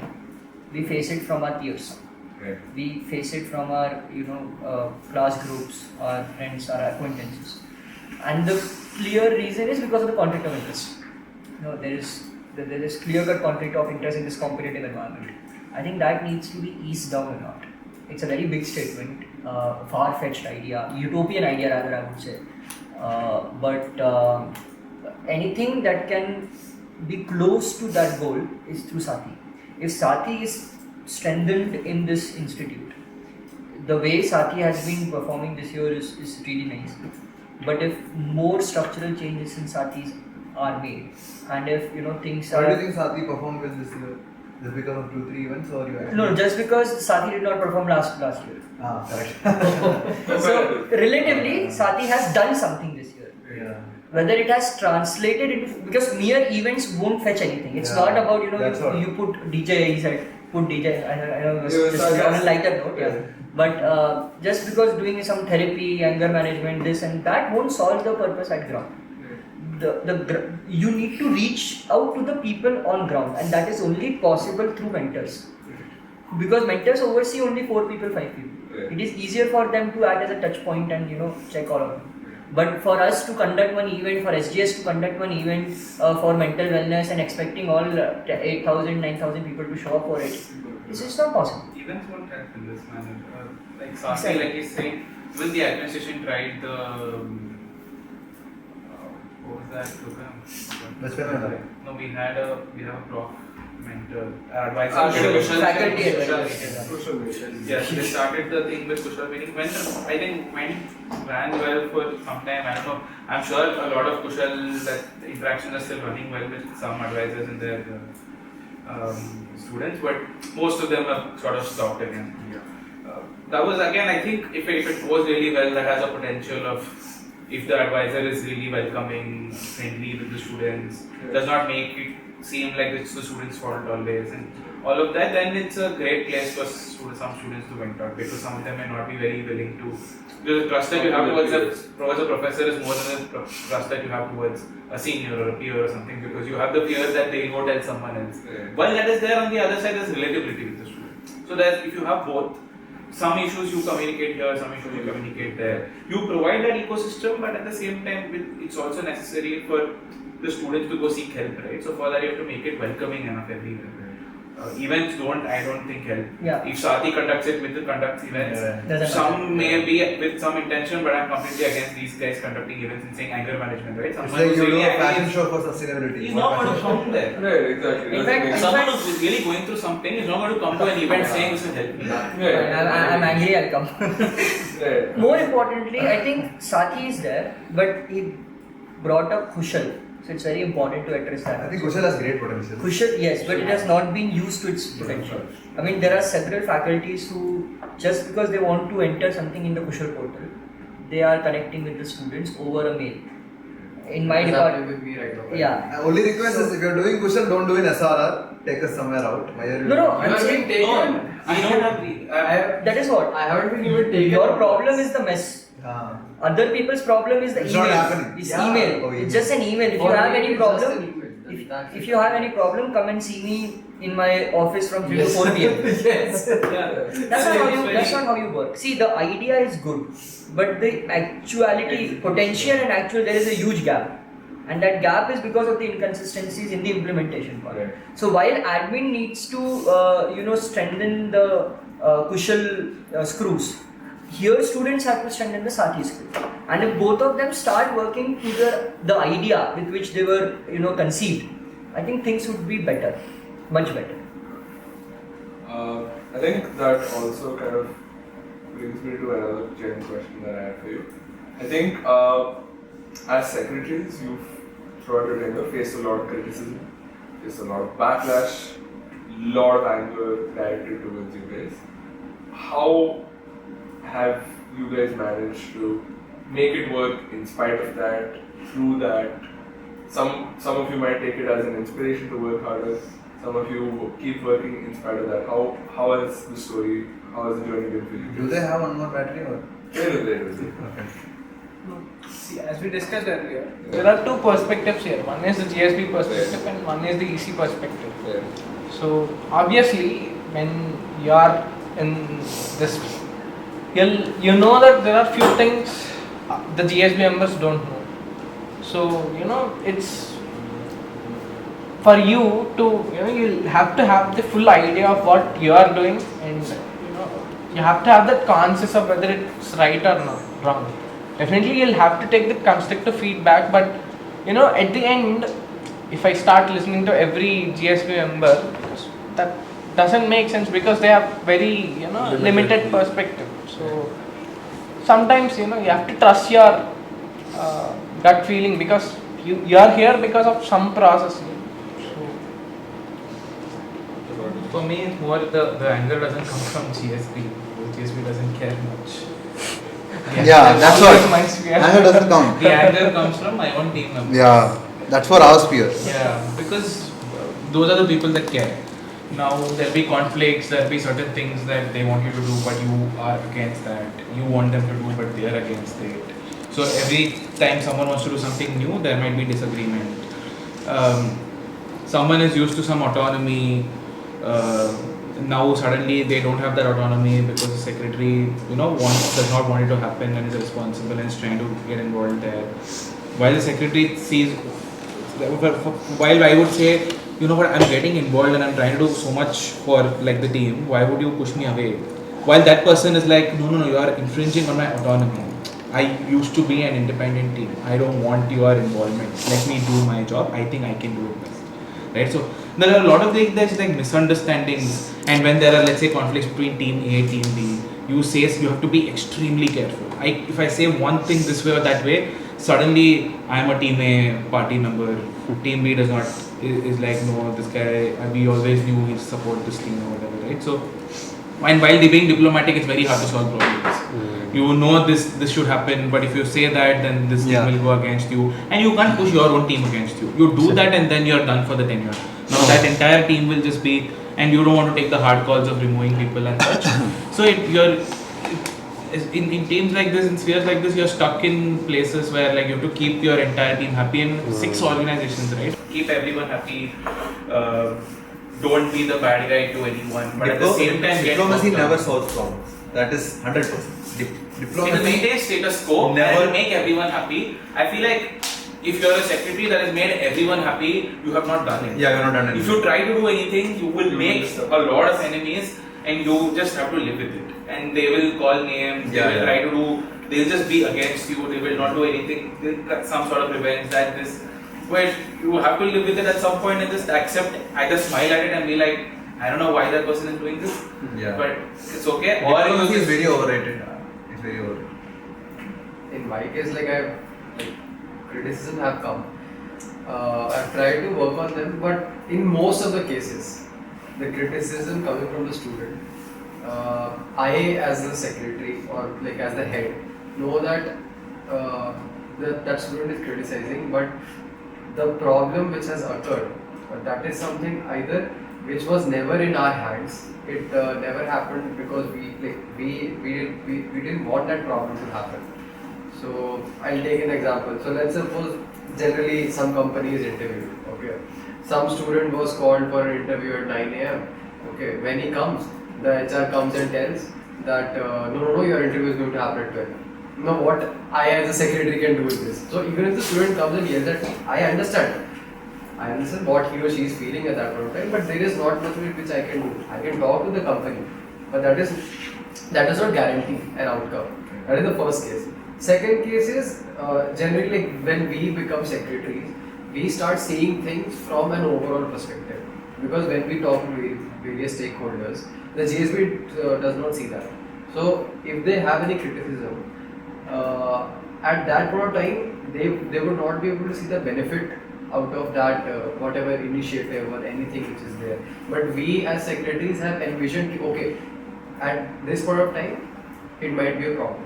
But 2 months down the line or some weeks down the line, there will be fruitful outcomes. So I mean like that is also one area where I feel that the criticisms should be taken into account. But you have not to hard. No, but I'll never complain. Like for example, let's say like how Sukheth was saying, or now how Lakshya was saying, there are very minute things. For example, someone will text me saying, hey bro, I ordered hoodie, I didn't get hoodie. So what should I do? So for me, in all these things that's happening in my tenure, one person not getting a hoodie is like a very small problem. But I would never say, don't talk to me, talk to this person. I'll take blame for that. I have to, because I believe SuperCode can blame code. Or code can blame SuperCode. SuperCode can blame code. Code can blame me. Who will I blame? I can't blame anyone. I think it should stop with me. So I am willing to take all the blame also. It's fine for me. And this is what I learned from Aaromal actually. The way he carries himself in such situation is something which is really commendable. Don't cut this part also. No. You will never see him, panicking over anything. I remember there was one issue. I'm sorry, I'm telling it, but now your tenure is over. Yeah. So there was one issue. It was with you, and I remember he coming into me and like, see, if there is a case against you, like you will not be taken in a very easy Positive. way. Yeah, positively easy way. Yeah, you should never take it in positive way, but easy way. He comes and says, "This has happened. Now you tell me what's the loophole." I know this is wrong, but you tell me what is the loophole. so that attitude, that charisma is very good in him. So that's what I always learn that thing from him. Coming to I think one thing that I think we all have mastered or should master is the art of not acting impulsively. I reiterated it, but because like he said, if you would have been like, so what bro, why are you coming and telling me about your hoodie? Do you think I'll manage all those things? No. So it's not about acting impulsively. You give one night time, next day when you wake up, everything will seem clear to you and you will take a decision on what you have to do perfectly. So when like recently some incidents happened, I would have also acted impulsively, all this. But then I just slept and tomorrow we'll see what happens. And tomorrow like I got a clear vision, this is how I should proceed, this is how I should see. So and with him the criticism comes from GSB.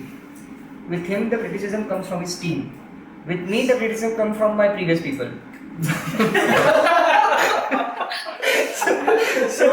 So he has to be accountable to the GSB because they have voted for him.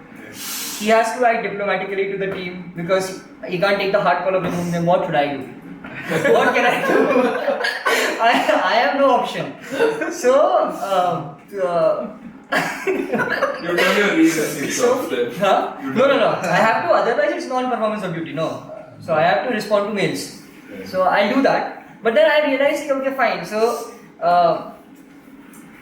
last 2 months, they have nothing to do. So they are doing this. So let me also add on to the drama. Let me also give them some action. Have no one sent a PIL or anything? Huh? I think the speaker position historically has been to add on to the drama for some part. Very. This year, I am sorry, but there was less drama. Now it became. Yeah. So Compensated for all that. Compensated. So the history was in making. So for some it was made on 10th. See, now made. No. For some the history was made on 10th. For some the history was made on 17th. That's the history was made for all the parties. So, but yeah, so criticisms are fine. I mean, you take it sportly, but don't act impulsively is what I have learned. Because when you act impulsively, you lose the track of process, and once you are off the process, there are 1,000 ways you can go wrong. If you are procedurally correct, you no matter whatever comes on your way, you will be confident. But I never did anything wrong. I'll stand by it. But if you are procedurally wrong somewhere because of the impulsive decisions that you took, then your entire thing will crumble. Then you will be panicking. So that applies to him. There are procedures to follow for like every decision to gain. Form ad hoc committee, form a standing PA, take that. Ours is not that. That was the last time. It's more like you tell first, and if I tell something here and it goes there, and it's think and take, assess the situation and see what you can do. But like while you're talking about criticism, I would be very, very happy if GSB came and criticized me. They don't come. I have to run behind GSB and take their feedback, because the only way for us to judge whether GSB is liking this or not is whether they're showing up to our events. Because otherwise, they hear from the course, whatever attitude or whatever character GSB thinks that Sukheth is, they hear from his course and team, and then they. Yeah, so it's all and whether people will come to people like the events that we are doing, people like my manifesto, it's all intuition and vibes and all that. There's no direct feedback. Even if I send a Google form, not many people will fill it. Because how much they care for this is not, his is the opposite. Because people care about it immediately, they'll like hit him. But ours is not. Yeah. We want criticism from GSP, we don't get that. We get it from our own teams. Here it's the opposite. I think that does kind of bring me towards the end of my questions. I think the only question I have left for you guys is end of tenure.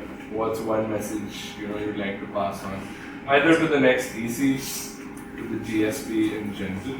One message that you'd like to give to everyone watching. Don't take brand names too seriously. The team that you're working for, of course, you've given your blood, sweat, heart, all of that over years to that one logo, that one name, etc. But with everything that you're doing, understand that someone else is also probably trying to do the same. But as long as whatever everyone is doing achieves the goal, it doesn't matter, right? Teams fight about this is my domain, this is that domain. Things are not that serious. Chill out. Don't fight so much about domains and lines and grey lines, pencil lines, pen lines. Doesn't matter. Just create a vision and say, for example, for some people it's this cultural and say, I want to make sure that the cultural scene in Insti is amazing. As long as someone else doing it, you doing it, is taking everyone in that direction. Be okay with it, try to work together instead of fighting or finding reasons to, finding things that the other person might be doing wrong or the other team might be doing wrong because of some definition somewhere, some this thing. And all of this happens because of attachment to brand names, attachment to logos and teams and cores and all of that. Respect the team that you are in, respect the hierarchy, respect the fact that someone who's telling something, some core who's saying something, might be saying either from experience or because because of something that he or she cannot possibly share with you at that point of time. Do those things, try to ensure that you are acting in the best spirit of your position. Do the best for like folks under you, the folks who are your juniors, folks who are your this thing in this system, and do the same that your system that you would want them to do in the hierarchy that you are in or in the organization that you are in. And pledge your allegiance to the larger mission rather than the team.